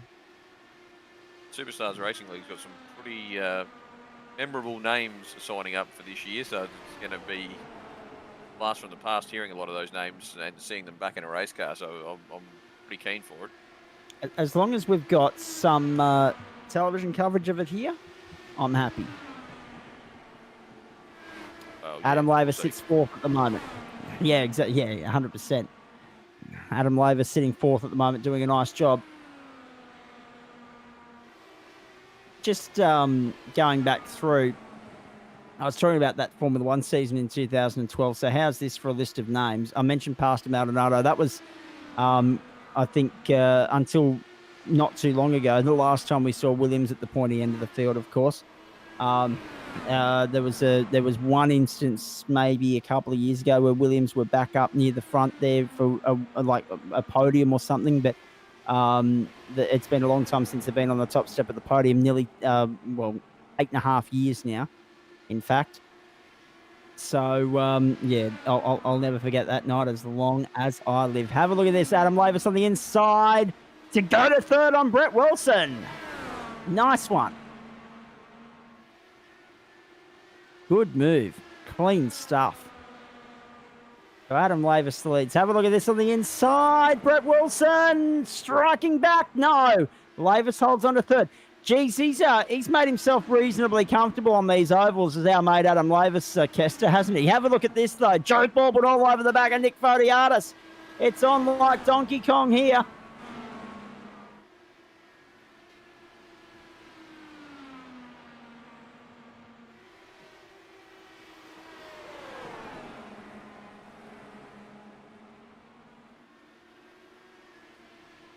Super impressed with how Adam's been going. Actually, as you said there, somebody with not much racing experience at all, who's grown up watching it but never doing it, and jumped into the sims, head first, and he's loving it. And it's great to see him up the front there. Yep. Actually, I misspoke when I was running through that list of race winners. Of course, it was Nico Rosberg, so it was the second of the Mercedes. Back when he was a teammate of Michael Schumacher, winning there, not the second of the Ferraris. Have a look at this. Joe Baldwin all over the back of Nick Fodiatis as we're comparing, for those of you just joining us wondering where the Formula One references are coming from, we're talking about the last time we saw a series where so many different winners in so many different races occurred to start a season. Baldwin down the inside! So we've got 2 legitimate chances of race winners tonight to add to the growing list. We've had 5 from 5. If Baldwin or Fodiatis can get to the line first, we'll have our 6th. Unbelievable stuff here at Gateway. We're only on lap 94. 38 to go as they cross the line. Joe Baldwin hits the front. And he's going hard. So yeah, Formula One, 8 from 8. So Nick's trying to get 10 from 10. Nick wants 10 from 10. I don't know if he will, but if he gets 8 from 8, that'll be very, very impressive. Because Formula One had 7 from as many races, and then Kimi Raikkonen later in the year made it 8. So 8's the target, but 10 would be superb. Down the main straight, Baldwin holds on. Fodiatis tucks in behind. I'll return my attention to the timing screen now. I've been looking at Wikipedia and a few other things to try and get my notes right with regards to the Formula One stuff in 2012, a long time ago, folks. But again, many happy memories. Adam Laver sitting there in third. He's right in with a chance, too, of being our first back-to-back, or first multiple race winner of the series. And if he can do that, that'll cement him as the oval specialist within IndyCar as far as the Gentleman Sim Racing Club is concerned. Jackson Rayhana's still 5th and not without a chance of being a back-to-back race winner. And he'd be the first multiple winner of the year if he is successful. He'd also clean up 1 on the ovals, 1 on the roads.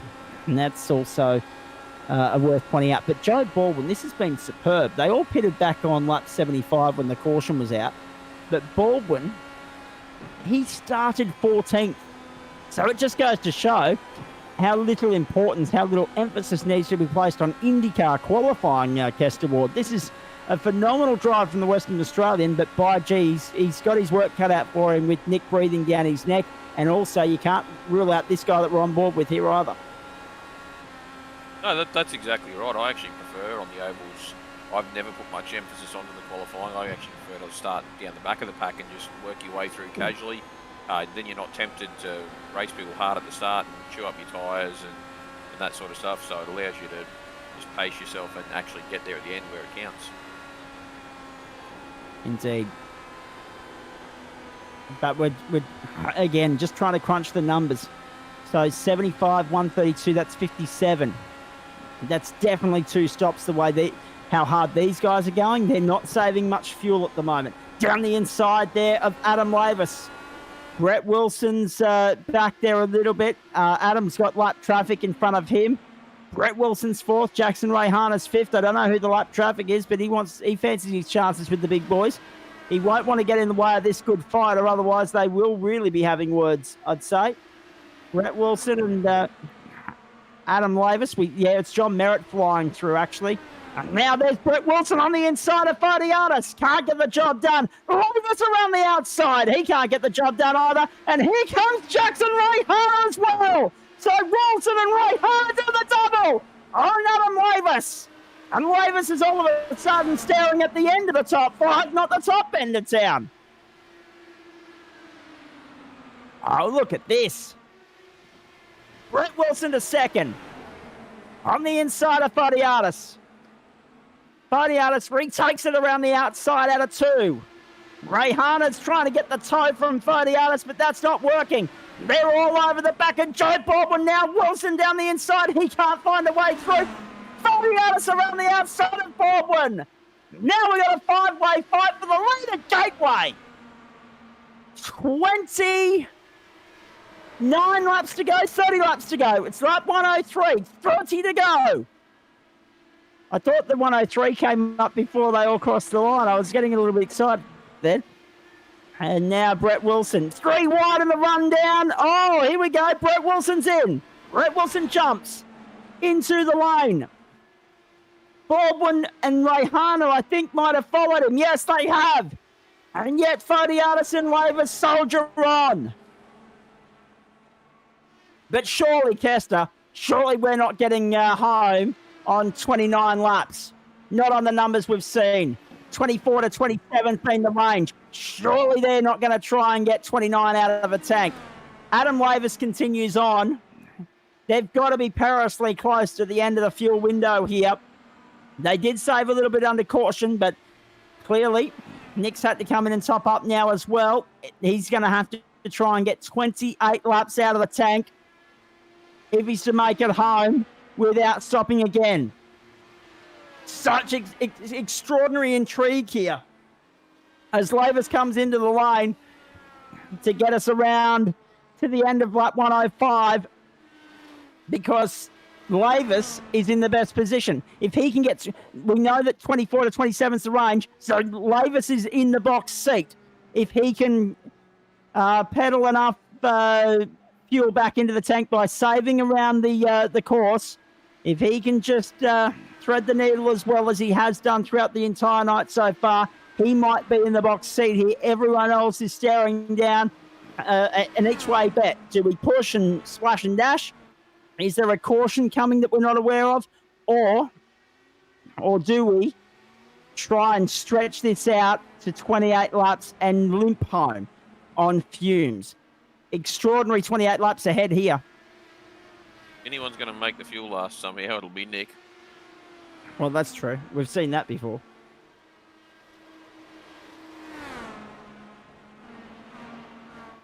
So John Merritt's continuing on here, 2 laps down, but Nick will be hoping to just sit in behind him here.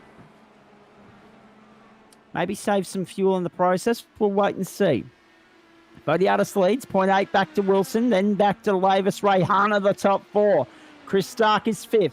Everyone's been in. Welch on 101, Rice on 102, Stark on 100. Rule those guys out. They're going to have to stop again. But Rayhana, Wilson, they've got to try and get 29 laps out of their tank. Vodiatis 28, Lavis 27 if they're going to make it home. We know 27's doable. We saw that from Nick in the second stint of this race, and that ran green. Oh, Joe Baldwin! That rules him out of contention. On the Flash Graphics flashback, what a hit from Joe. The trucker had been going so well until there. That brings him unstuck. Wilson down the inside of Vodiatis to the lead. A new race leader. I don't think Wilson's led a lap tonight. Lavis has. Welch has. Vodiatis and Rayhana have, but I don't think Wilson has. But now is his chance. There's a very interesting game being played here right now. It's a very awkward number. Do we have a caution that we're not aware of coming? Race time would suggest not, because with only 10 minutes to go, a caution would knock us into time certainty. 11 and a half to go. And we've got to try and knock out 22 laps once they cross the line now. 22 to go in Illinois. This is running green to the end. I've got that funny feeling. So, Wilson, Rayhana, Vodiatis, Lavis, then Stark, Rice, Welch, the top 7. Look at Lavis right up there alongside Vodiatis now. Trying to muscle his way into third. Can't do it. Oh, gee. The tension builds. It's been mounting for a while now. But it's at pressure point. There's no doubt about that. And Lavis to the inside at 1. Can't find his way through. Geez, he's having a good run. Vodiatis there 3rd. Rayhana and Wilson have cleared out. So Wilson, the leader. 0.6 to Rayhana. A second, then back to Vodiatis and Lavis, who I think are going to work together here. I've just got this funny feeling. And Lavis has 1 extra lap up his sleeve. He's only got to get to 132 from a 105 pit stop, whereas Vodiatis is trying to do it from 104. 28 and 27. There's Lavis down the inside now. And hopefully, if Nick's got a spotter there, he'll know that Lavis is good on fuel. This is Adams to lose now, as far as I'm concerned. And you can sense in the lap times here. Look at this. 26.1 for Wilson. 26.0 for Rayhana. 26.6 for Lavis. 27.3 for Vodiatis. Is Nick up to something scheming and sneaky? We'll find out very shortly. Lap 114 is now in the books at Worldwide Technology Raceway. And this is a race that's destined for a gripping finale. Don't worry about that. Stay with us, Australia. Don't touch the dial. Don't switch off. Don't go anywhere. Stay up a little bit later. It's a Friday night. Treat yourself to some epic IndyCar racing here. We're inside 10 minutes to go. We're inside 18 laps to go. It's Brett Wilson leading the way out of turn 4 one more time. Jackson Rayhana tucks in behind. Adam Lavis is there. Nick Fodiatis is fourth. Chris Stark, he's been a quiet achiever tonight, sitting there in fifth. He started fourth, but he is sitting fifth at the moment, and he's closing in on Fodiatis. But we know that he's out of contention. He can't get 32 laps out of his tank. Surely not. Wilson and Rayhana. Rayhana back to the lead.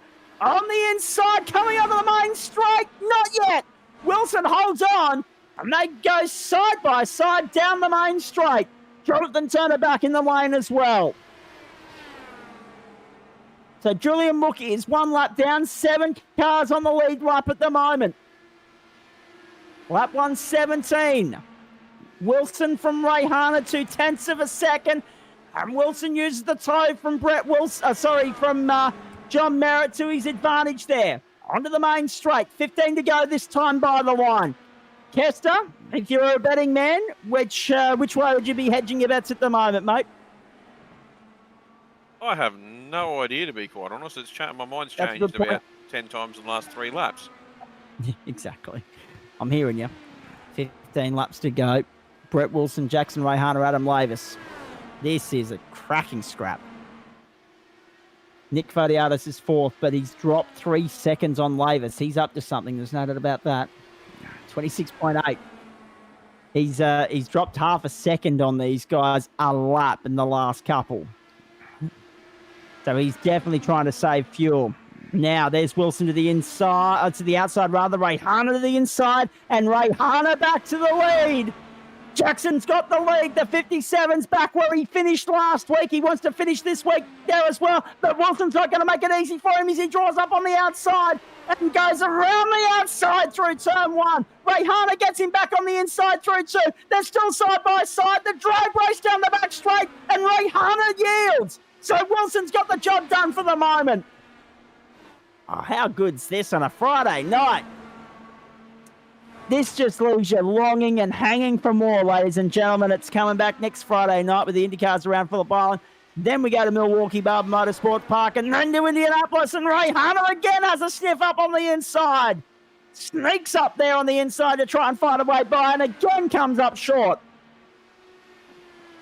And Rayhana's pitting. Rayhana's pulled off.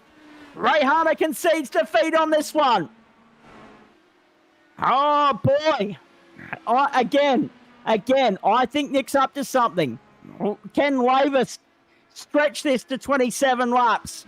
Because Nick's trying to stretch it to 28. Nick is 27-0 that time round for Nick. Wilson's in. So he concedes defeat on it as well. Lavis sits there, position number 1. Can he get the job done? He's got 10 laps.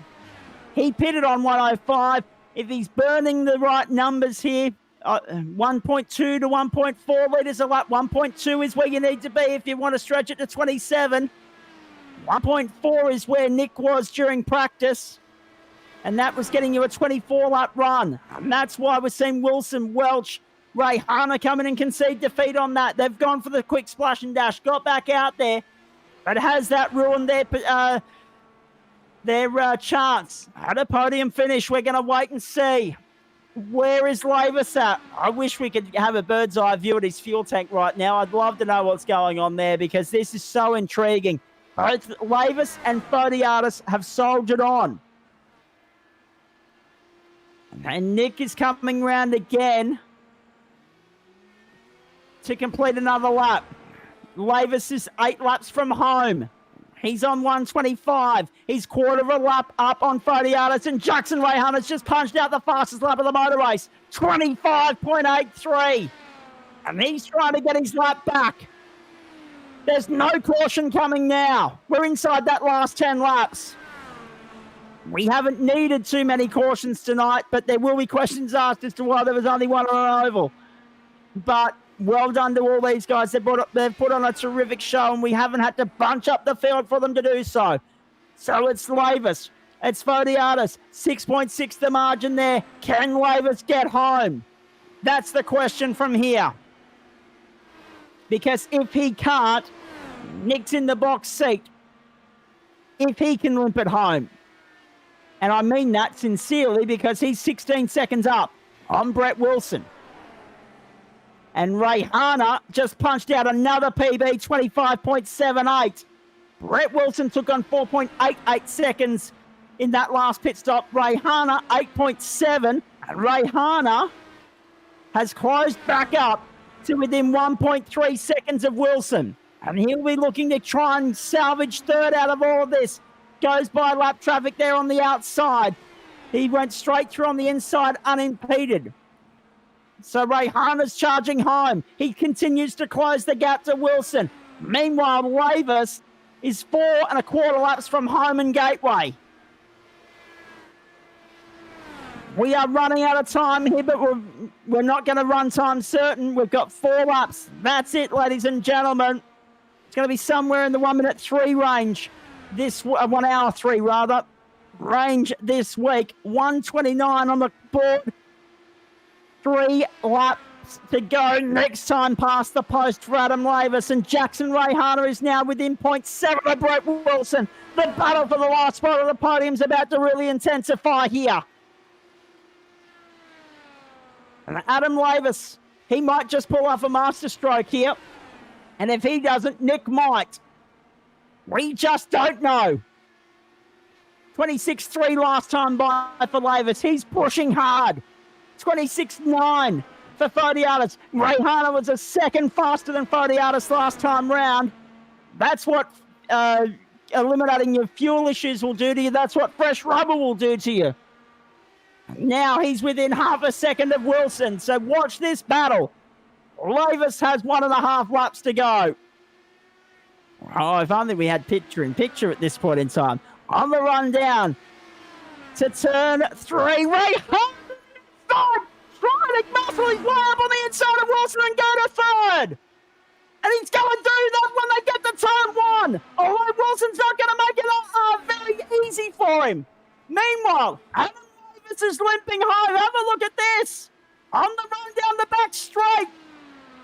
He got the opening oval win in Michigan, and he's 1 corner away from getting the job done here in Gateway. Adam Lavis wins for the second time in the Road to Indy Series for Sharp and Motorfocus.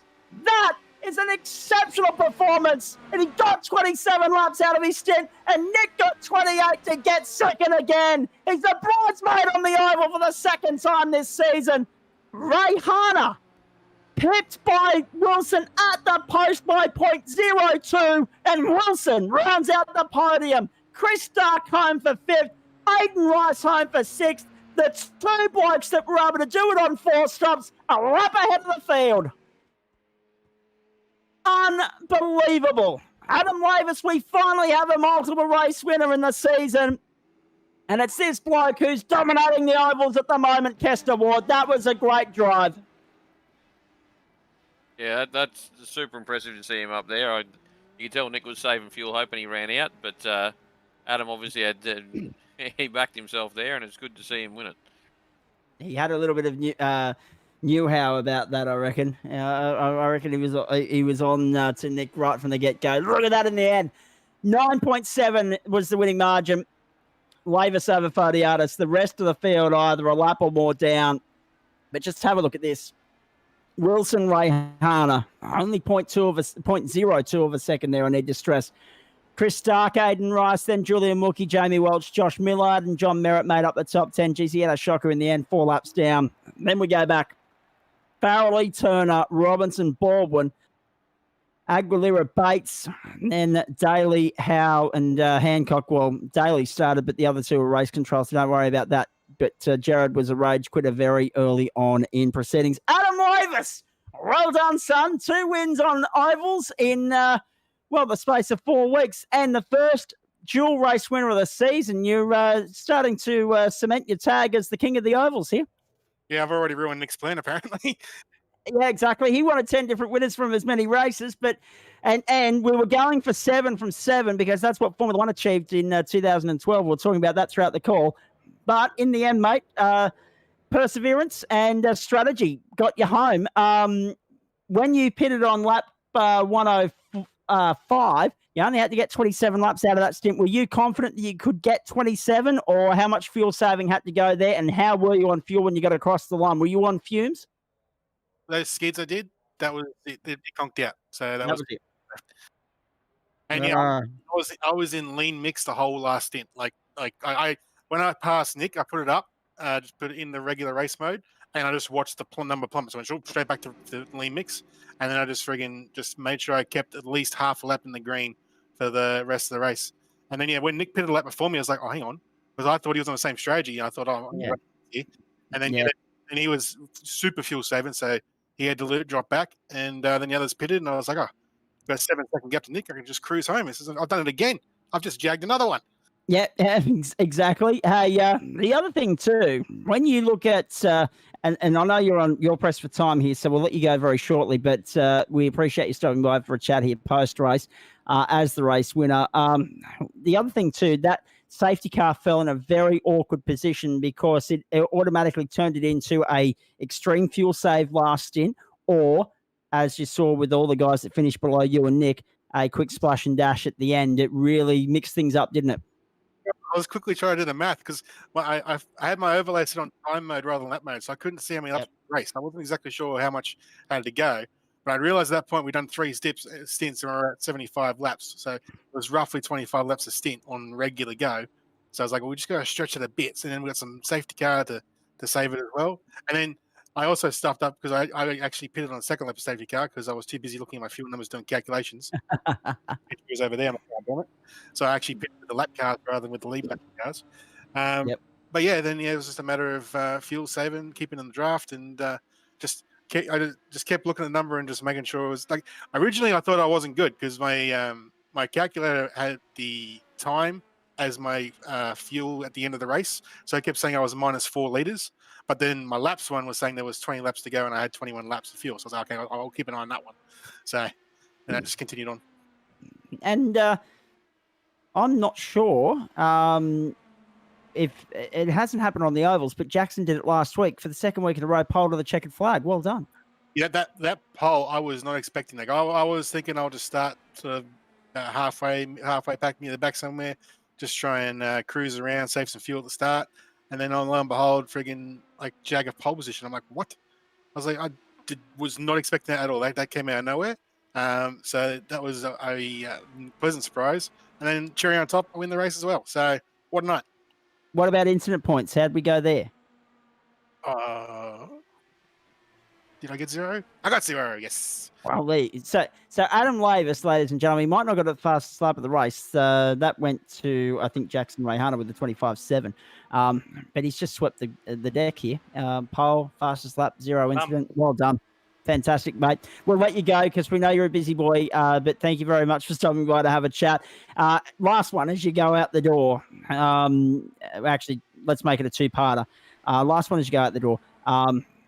Gateway, very different to Michigan, but obviously you found the trick to the trade there. And now we ramp it up again with something totally different with Indycars on Phillip Island next week, and then Milwaukee for a totally different oval again the week after. What are your thoughts on all of that?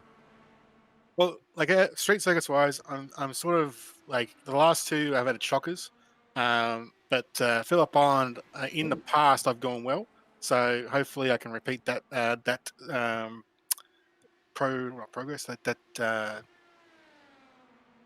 the word is, you know what I mean. And then Milwaukee I've never actually been on, so I have to see what that one's like. The way Nick's going on, I think Nick loves it. It's a bit one of the tighter ovals, so it's a lot of braking and turning and modulation. So that's going to be it's going to be very tight and busy. So that's going to be a tricky one. So that should also be interesting. So far the season is looking good. Which win was sweeter, the second or the first? Well, the first one was more of a shock. This one, because of the pole, I knew I had pace, and then like at the up just before the first pit stop, I did brush the wall, which gave me damage, but didn't give me an incident point. And I didn't I didn't use my fast repair. I just took the 5-second mandatory repairs, and my engine started overheating. So I had the second stint, I had to back right off, and I was about 3/4 of a lap down on Nick, and just had to wait for the safety car to get my fast repair done. And then after that, when we came out after the safety car, there was a sort of a gap to us little second group, and then they were sort of fuel saving or something. So I got past them, and then I was surprised. I caught the top two like within a lap. And I was like, holy crap! So I just went straight back in the fuel saving mode and just latched on and see how we went, and it all came good. Righto, mate. Get out of here. Enjoy work tomorrow, Well done, knowing man. that you are the prince of the ovals as far as the IndyCar series with thanks to Sharp and Motorfocus is concerned at the moment. We'll see Well you done. Monday night. I'm annoyed at you because you made it a second winner. I wanted Exactly. as many first-time winners, but Yeah, well, all you needed to do was do another lap, and you would have been with me. But you went even too early.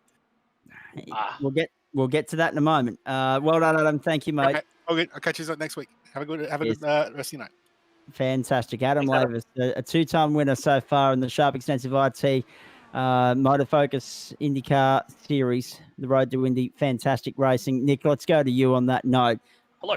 He's absolutely right. The numbers you gave me before the race suggested 24 to 27 was the range, 27 if you're really fuel saving, and somehow you got 28 out of that tank to bring it home. Were you short on fuel in that third stint, and that was what triggered you in on 104, or did you just get the maths wrong? Third stint. Hold on, just trying to catch up here.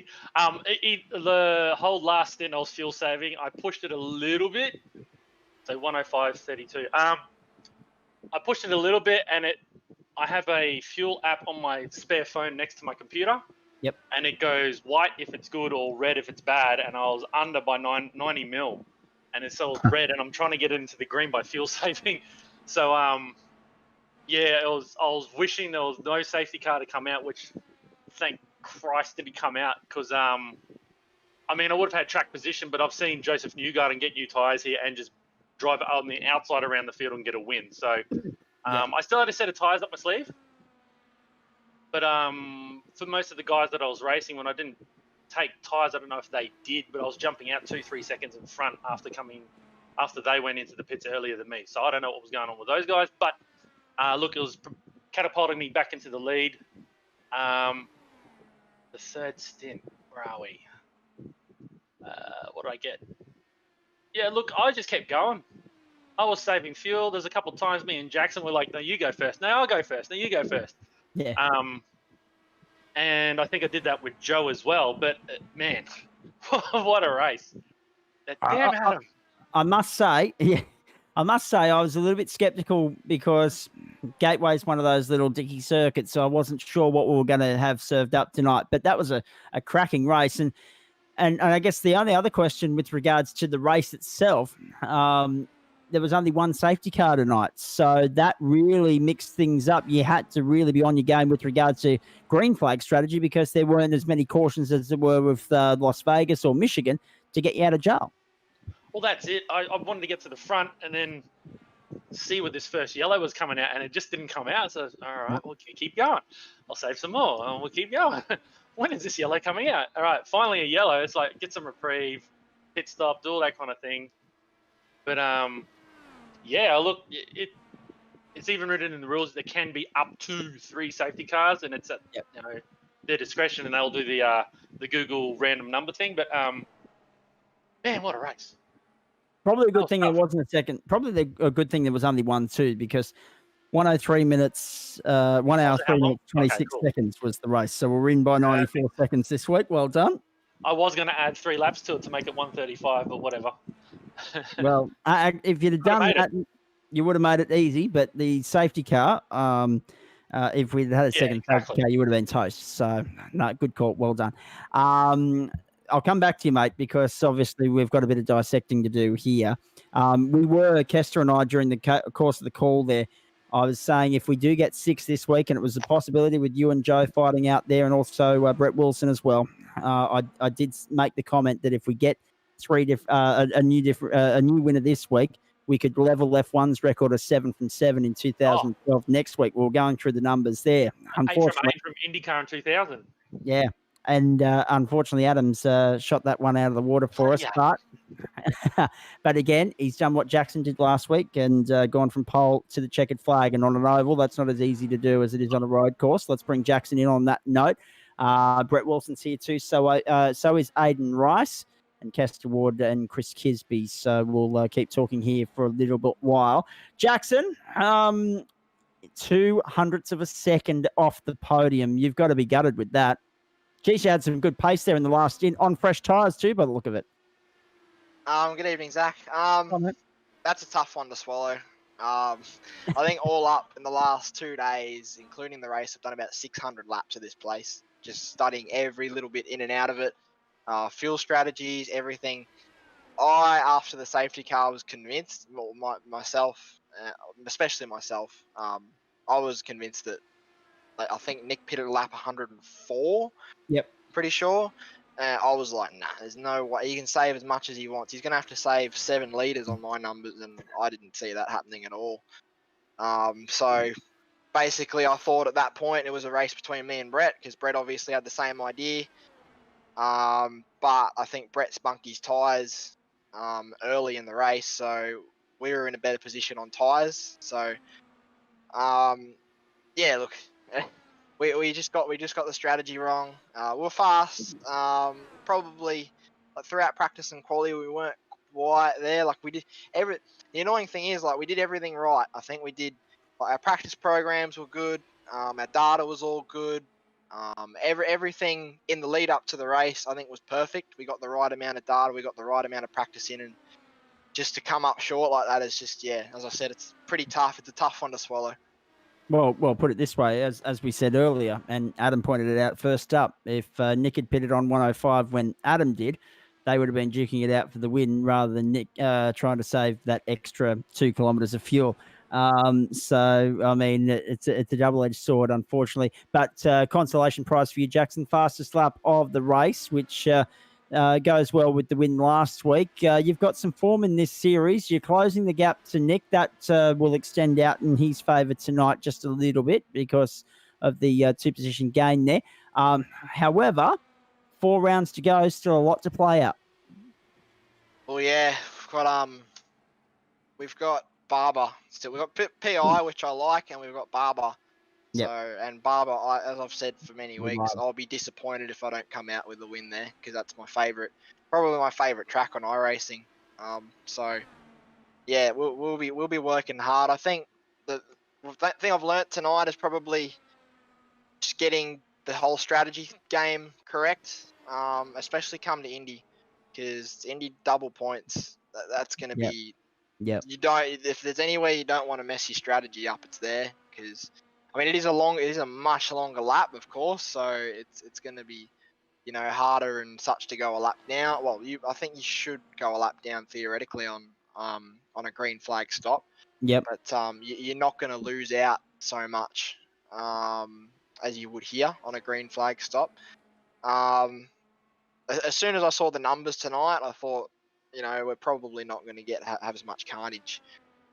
So the safety cars might be pretty lean, which, wasn't a worry. Like, I knew as I said, our practice programs were good. I reckon, I feel like I had pace. Not as much pace as some others, but I think we had consistent pace over a stint. Like, as the practice went on, we were getting the margin between new tyres and old was getting smaller and smaller, which is what we wanted. Yep. So, yeah, look, it's just, it's frustrating. I think we did everything right, but we just didn't get the result we wanted. Yeah, and that's been, as you say, the story of, not just the week, but the season as well. I mean, when you look back across what is now 6 weeks worth and 23 nights of broadcast, it's been one hell of a season. There's no doubt about that. Nick, Jackson made a couple of interesting points there. One, the Indianapolis race is going to be 25 minutes longer because it is the final week of the season. And also the numbers were low tonight. What do you put that down to? Other than obviously real world commitments getting in the road, do you think there might have been a few people look at this track and say, "Passed, I'll use this as drop round"? Yep. 100%. We're all going to say it. It's a ballsy track, and Milwaukee is just even more ballsy. So, yep. I say to you, grow up here. Love it. Hey, Brett Wilson, welcome into you. Did he drive? Far out. Well done, Brett. Yeah, exactly. Well, I was going to say exactly the same thing. You're right in the thick of it, navigating your way through lap traffic here on our screen right now. But in the end, 0.02 of a second in your favour. You get the podium, Rayhana doesn't. And the gamble not to take tyres in that last stop, I'd say it looks like it paid off for you. Yeah, it actually did. Thanks, guys. Yeah, wow, what a race. Yeah, wow. So close. That was just some real close racing there. I think Nick had it right about being ballsy. I suppose my strategy this week was just go with consistency and consistent laps. I saw throughout practice a few people were trying different fuel saving strategies, and I thought, well, I'm not that mastered with the car yet, so that's not going to pay off for me. So I thought this kind of track, I've seen some racing before, just balls to the wall and hope for the best. And I double stinted all of my tyres. So I thought that last stint there, I just thought, nah, I saw Jackson was behind me. I pipped him in hits. I'm like, nah, he's got tyres. He's going to get me here. But yeah, it just came down to some awesome battling in the last stint. It was great. I think overall, good race. Quali, I hit the wall on the first lap, so I stuffed my quali. I think I could have started up higher there. Race run was okay, getting through traffic. Obviously, I realised people were saving, so I was trying to push. But yeah, unfortunately, I kept getting caught up with one particular back marker on my second stint of tyres. So tyres were already pretty bad, and I was getting held up there. So in the end, I don't think that costed too much time, but yeah, definitely before the safety car was like, oh no, it's going backwards, help. I just want to jump in here. I want to say Adam, myself, Brett, Jackson, and I believe it was Joe. I think there was the middle laps. I don't know if you guys saw it, but man, we were so close to crashing every lap, and we showed each other enough respect to give space, let each other pass, repass, get out of it early, stay into it, everything. It was some of the best, most exciting, and most enjoyable racing on an oval I've ever done. Yeah, you took the words right out of my mouth. That's exactly where I was going to go next. But beyond that, can we just talk to Nick will get the bonus point for most positions gained because there were, I think it was a four-way tie in the end. Nick, Brett, Aiden, all with four positions gained. And then Josh Miller had 4 positions lost, but that's not the point. Laser Dave Farrelly, it says 6 positions gained, but it was a technically 15th start because everyone else wasn't on the grid. So he gained 4 as well, finishing in 11th. So 4 drivers gaining 4 places tonight. It's a little bit harder to go storming through the field when the field isn't as big as it has been in recent weeks. That said, Joe Baldwin was very much on track for a rear to front performance there, having started, what was it, 14th. He finished down 14th, 26 laps down. He's an old hand. He was in the contention for the race win there at one point, which was fantastic stuff. And as Nick said, that midway battle between Adam Lavers, Nick, Brett Jackson, and also Joe Baldwin, some of the best racing we saw tonight. There's no doubt about that. Gateway actually threw up some entertainment. No, I'm a little bit surprised by that, but let's continue the conversation here. Hey, Brett, that's a nice performance from you to muscle your way through and fight with these guys the way you did. You take a lot of confidence out of that going into the next 4 rounds, no doubt. Yeah, definitely. I'm not really too familiar with the oval, so that's kind of put a bit of confidence into getting around the tracks there. They seem to be getting harder as we go along, but next week we finally have a track that I've raced at before, so I'm looking forward to it. Should be great. We'll get to Phillip Island in just a moment. Looking forward to that immensely. Let's go to Aiden Rice in the meantime. Bring him in for a quick chat here. The stats will say that only 2 drivers finished on the lead lap, but it won't reflect how close that race actually was. Aiden, what do you make of it? Yeah, g'day, Zach. Yeah, tough race, tough track. When I did the practice laps, I even considered maybe how much carnage maybe on the track, and I considered whether I should start. But I'm stoked I did. Just consistent run. Up 4 spots. No incident points. Just outside the 10 in the standings. the championship. So yeah, it was just a good solid run, and I'd like to thank Adam for the compliment, saying that he passed me while I was fuel saving. Let me tell you, I wasn't fuel saving, Adam. I love it. Oh dear. No, keep going, mate. You're right. Yeah, no, and just had some good battles, and to be honest, some really good respect as well from the majority of the back markers. Like really, I think they Yeah. were looking back more than they were looking forward, which particularly going into turn one, that's a no mean feat, and really good respect all throughout the field, and just watching the top 4 or 5, particularly on the restarts, buzzing around each other like swarms of bees, or under 5 soccer. It was definitely something to watch from where I was. So well done, guys. Good spectacle. Under 5 soccer, I like it. Yeah, exactly. And there were a couple of heavy shunts tonight, particularly for Joe Baldwin, as we detailed. Daniel Aguilera Bates, he had a big couple as well. In fact, Nick, I think you spooked him there at one point, because you come up on his inside there coming to turn one, and next minute he's just veered right up into the wall, up into turn one there. That was probably lap 61. I got a contact out of that. I was going for a clean race as well. Yeah. I probably did spook him. But look, I thought, in my mind, there was going to be a blue flag for him, and I sat in that inside lane just before that corner for most of that straight. So I thought he was going to, and I was catching him. I thought he was going to let me through, but we ended up touching on the way through. But yeah, at least I didn't die, so it's all good. Kester Ward's still with us. He was in co-commentary with me throughout that race. Mate, anything you want to ask these guys?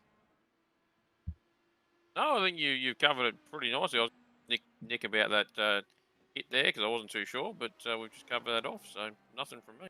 Because when we showed the replay, it showed no contact whatsoever. So it must have been a little bit of netcode for Nick there. Yeah. It would have just brushed my side pod with his wheel or something like that. But hey, Nick, I mentioned throughout the call, and come back to your point in a moment. I mentioned throughout the call where that safety car fell was going to be critical, and it fell at a point where you guys were left with a decision. Do we try and fuel save and make it a one-stop, get home after, of course, stopping under the safety car? Or do we do what Brett, Jackson, Chris, and a few others did, stop twice, quick splash and dash there at the end? So really, the random draw with where the safety car falls, that really shook this race up to a point where we didn't know until the final 10 laps how it was going to play out, and that's what it's all about. Well, that's why it's a random safety car. But look, I was always going to say fuel save. If that was the only safety car, I figured it out to be roughly 2 stints to the end. So I was always going to try and fuel save just to make it a bit more comfortable in the back end of the race. And if that safety car did come out again, I was going to get I left a fresh set of tyres in pits deliberately for that. So tyres, because the tank's so small, tyres actually take longer than fuel.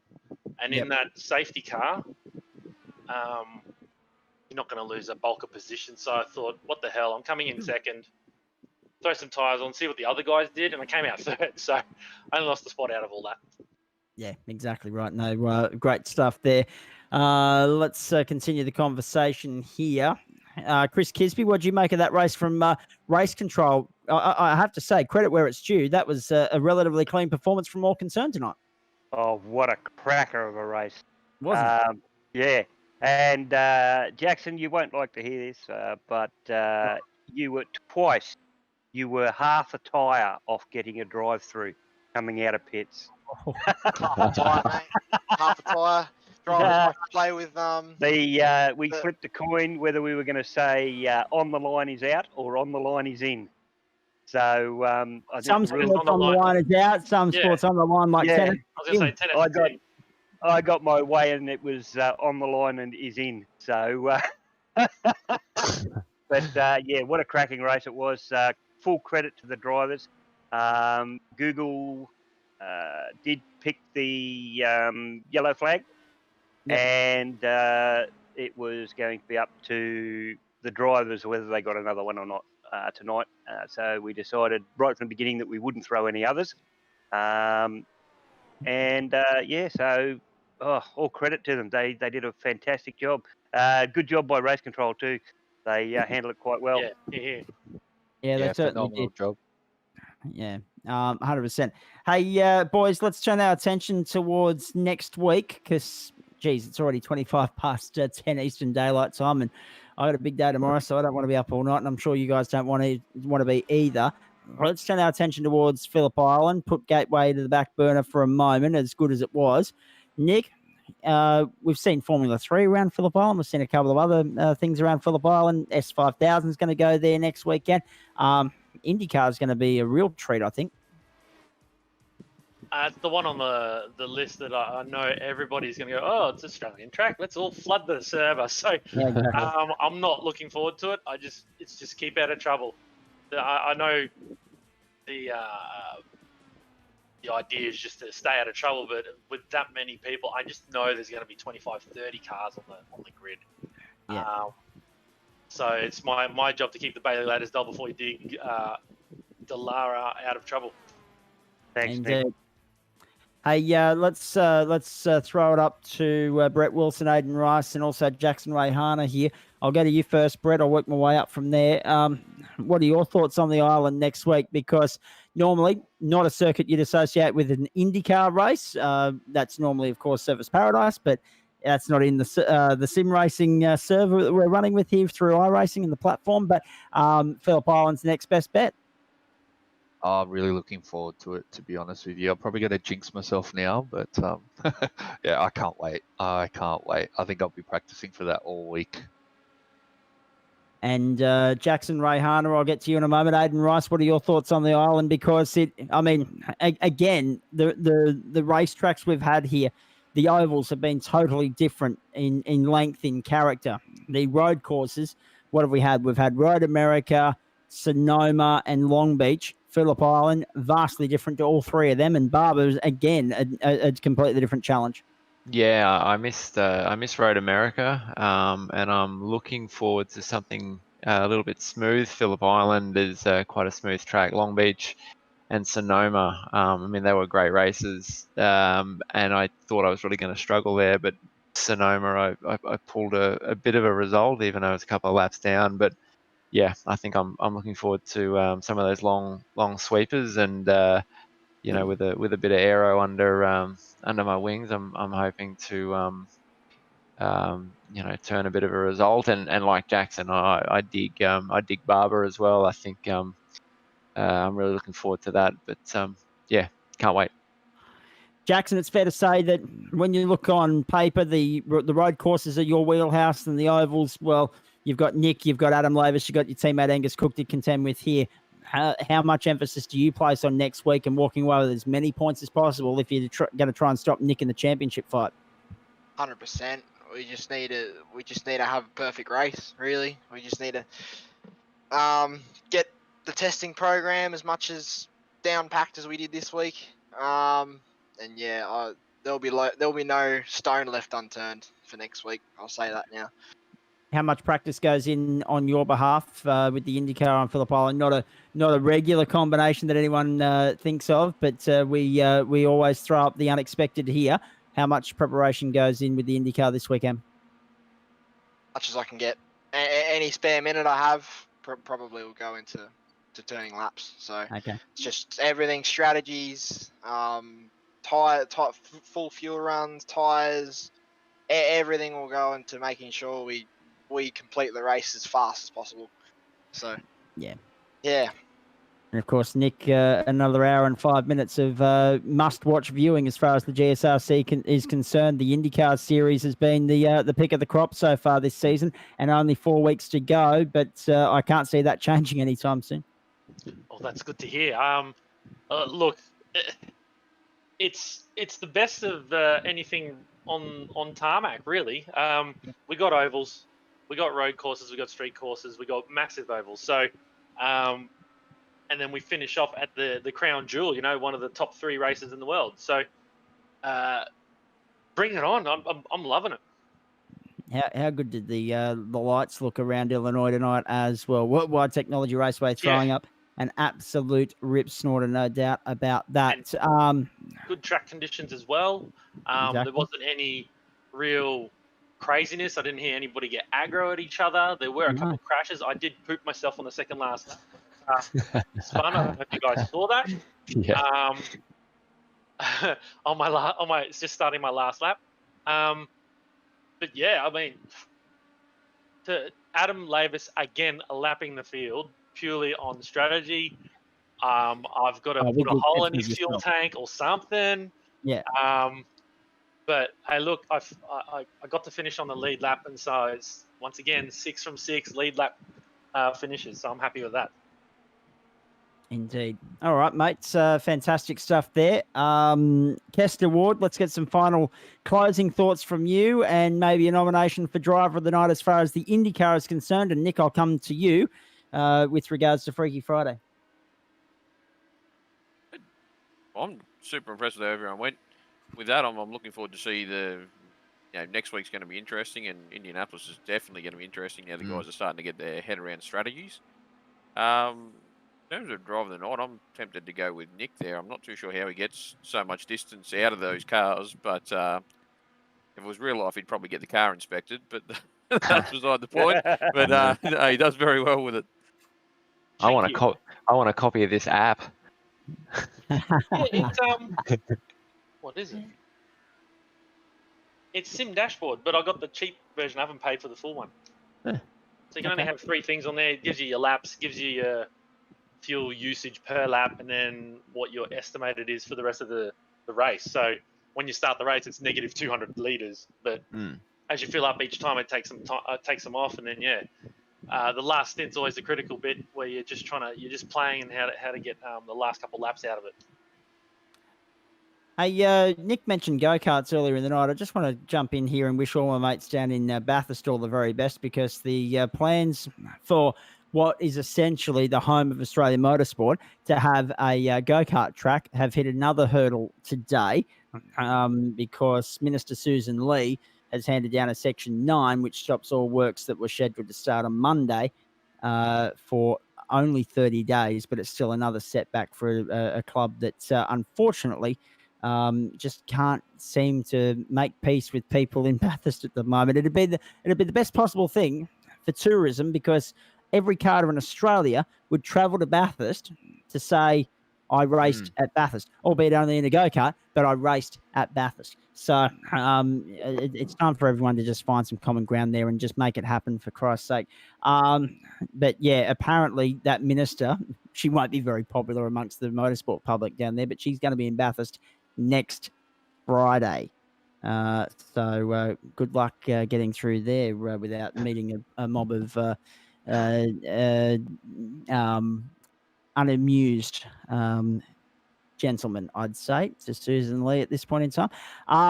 Nick, Driver of the Night for the Freaky Friday opener, please. I don't have the results on me. Matthew Dench with the 22-second win over Adam Lavis, Jonathan Turner, Jared Daly, and Grant Gill. Oh, look, it's hard to look past the winner there again. Yeah.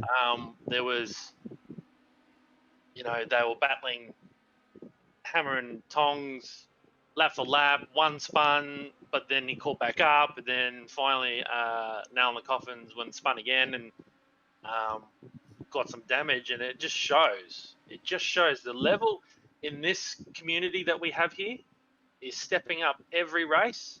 The level of driving, the level of competitiveness, even in small fields like we've had tonight. I dare say Real World's gotten involved somewhere along the line there. But this race that we're seeing on the screen, that was possibly one of the most exciting ovals I've been involved with, and that radical race was radical. It was bloody awesome. Well, particularly the battle between Matthew Dench and Adam Coughlin there in the opening stages, not to mention the battle between Josh Robertson and Adam Coughlin in the closing stages that ended in disaster around the back of the circuit. But it is what it is. But just with that, Adam Lavis finished second, didn't he? Yeah. Yeah. So it's that's another name. From 10th on the grid. Yeah. But also he was hot to trot. He was doing really well on that, and then he came into the server of the Indycar and just whacked the thing on pole. I was like, what? How? He must have his eye, and he must be ready to go. So, and he was surprised he got pole, as you've heard as well. And he's like, why am I on pole? Why are you guys sandbagging? Yeah. So to the winner of the spoils, like, well done. Yeah, well, that's exactly right. And to be fair, I mean, he spent enough time behind the director's chair So he's taking notes as he goes along, watching everything that unfolds. He's very much in the zone, not just like looking after the broadcast for us on a Monday, Wednesday, and Thursday, but then I reckon that's playing a little bit of a role in getting him in the zone for Fridays as well. And he's coming out and reaping the rewards. So well done to him. Yep. Chris Kisby, your thoughts on all of that, please? Oh, mate, cracking that night of racing in both. I really enjoyed watching the battle between Adam and Matthew. Hard luck for Adam. I must put the mic on him. Thought he was going to do it there. And yeah, it was just the talent in the Indycars is great. This makes me scared to even try get in there. Yeah, well, exactly right. Hey, just quickly as well, Jackson Rayhana, Monday night, Wings and Slicks, Suzuka, the venue. You must be looking forward to that. Suzuka, it's a track. I'll say that it's not one of my favorites. It's not. I don't hate it, but it's not one I'm particularly fond of either. So see how we go. As always, it's a Wings and Slicks series on a road course. So theoretically should do well there. But yeah, look, after tonight, I think we'll be putting even more time into the IndyCars, if I'm honest. For sure. Hey, question with regards to the Indycars Diecast Award. Given that you've spent 2 nights in the commentary box with me, one, I was far more alert than the other, but that's not the point. The fact of the matter is that the question has to be asked, when do you want to get in amongst the action here and stop watching from the sideline? Honestly, I'm quite happy watching the sidelines. I don't like to jump in halfway through something because it's just another person that can ruin someone's whole series, really. Good philosophy. I like that. But obviously there's a little bit of intrigue and interest there to potentially season 3 get in the cockpit. Oh, 100%. I mean, I know full well if I was on the track today, somehow Nick would have run out of fuel because he does that every time him and I race, but or I do, one of the two. But it is something I'd very keen to get back on there and see how we go. Well, Kester makes a good point. Kester makes a good point because if you'd had pitted at the same time as Adam Lavis, you two may well have run each other out of fuel just by jostling for the win there. Possibly. I would have made it. I think I had 0.1 when I pulled into the pits, but if I don't know who spun, but if that person didn't spin, I would have breezed on past and had a little bit left in the tank because that whole stint I saved. But yeah, I'm assuming Adam pitted a lap later than me. I didn't hear his conversation because my Discord froze. But yeah, to the winner, to the victor, the spoils. I've just got to extend my window out one more lap. I kept pitting when my dash went red, which is roughly, I think it's 1.2, 1.1 laps. Yeah. So as soon as it went red, which is usually halfway down the backstretch, I was straight in. So I probably could have extended the window by 1 lap somewhere, but I wasn't going to risk it just in case. The worst thing is, all right, I'm going to go get this extra lap in, and then the safety car comes out, and you're screwed because you've got no fuel to get around. And it took us 3 laps to catch a safety car anyway. Yes, yeah, it certainly did. And that safety car was only letting lap traffic by as you were coming back to. Anyway, it doesn't matter. Yeah. Hey, that was real good fun. Enjoyed that. Enjoyed your company as well, gentlemen. Thank you, Brett Wilson and Aidan Rice. Before you go, what's next on your sim racing agendas, please? When are you next in the virtual cockpit? Phillip Island IndyCar. I think that's what I'll be focusing on this week. Aidan, will you be with us before then? Well, GTE's on a Tuesday night for me. Yep. And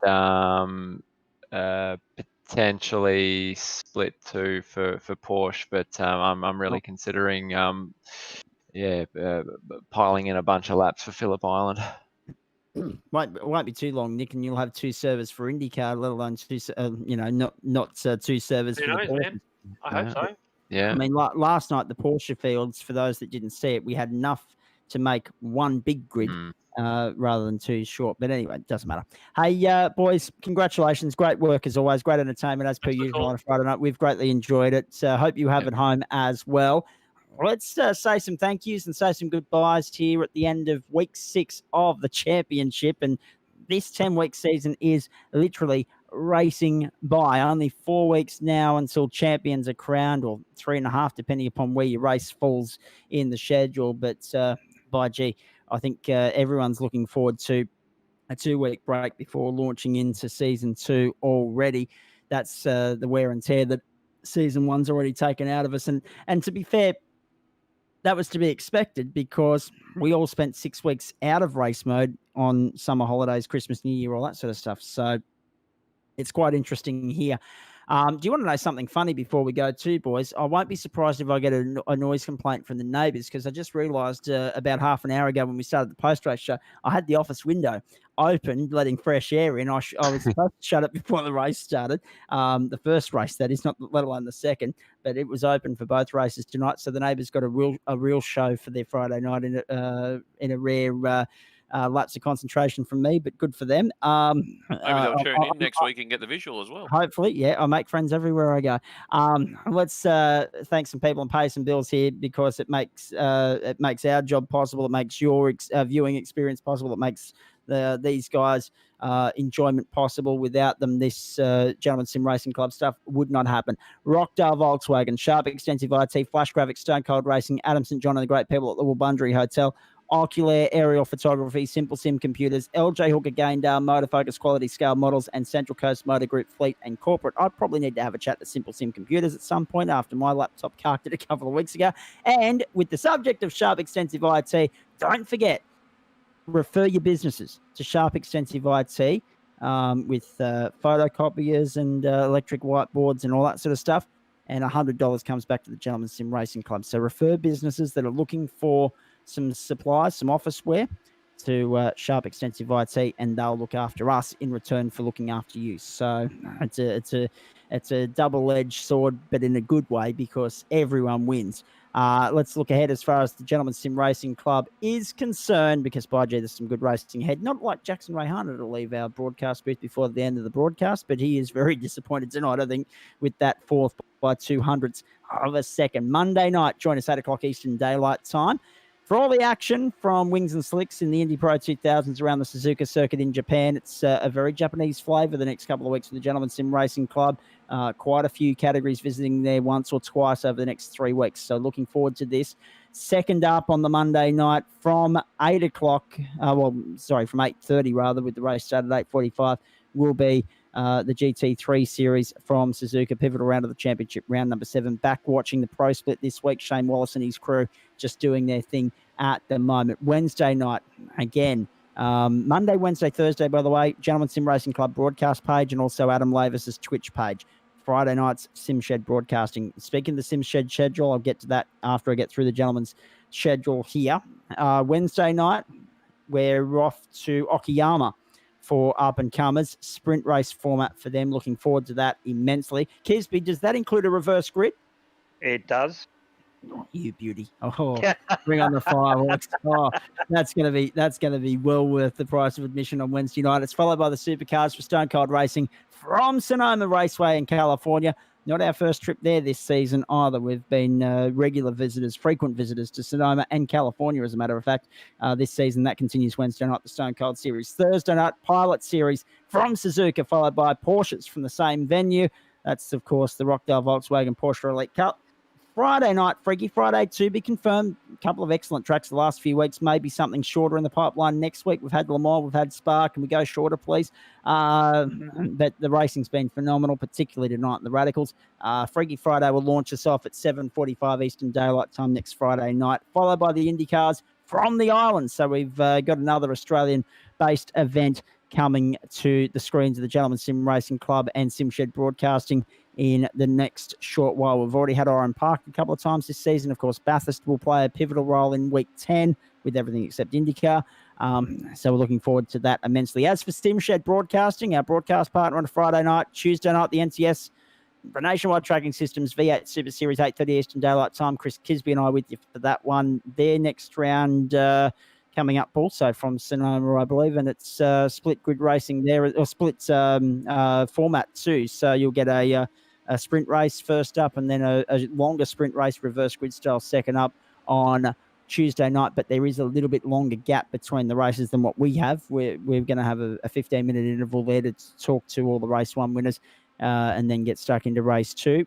Wednesday night, 8:30 Eastern Daylight Time again, the Goodyear V8 T2 E Series on Simshed Broadcasting. Thursday night, the ANSCAR Abruzzi Cup, following, of course, the same calendar as the NASCAR Cup Series. So they're right in the thick of ovals at the moment and only a couple of weeks away. Dirt in Bristol, if you can believe that. Then Friday night, 7:45 Eastern Daylight Time, Gentlemen Sim Racing Club, the Friday night double header. But looking forward to your company for all that and more. 5 nights a week, I'm commentating sim racing at the moment and loving every second of it. Hope you are as well. Have a great weekend, everybody. Real world stuff this weekend. Good luck to our friends competing in the AMRS opener in Sydney at Sydney Motorsport Park under the lights down there, of course. Good luck to all our friends competing at the Ipswich Kart Club second round of their club championship as well. So a lot happening in the real world, a lot happening in the sim world, and it's only going to keep getting busier as the season goes on. Hope you're enjoying it as much as we are 4 nights a week for the Gentlemen Sim Racing Club, and also on the Tuesday nights when I'm over with Simshed Broadcasting. Look forward to week 7. Oh, like a kid in a candy store. We cannot wait for that. Suzuka playing a pivotal role next week. This week it was Circuit Gilles Villeneuve. And we're all on the road to Bathurst on the week leading up to Easter. Hope you've enjoyed it tonight.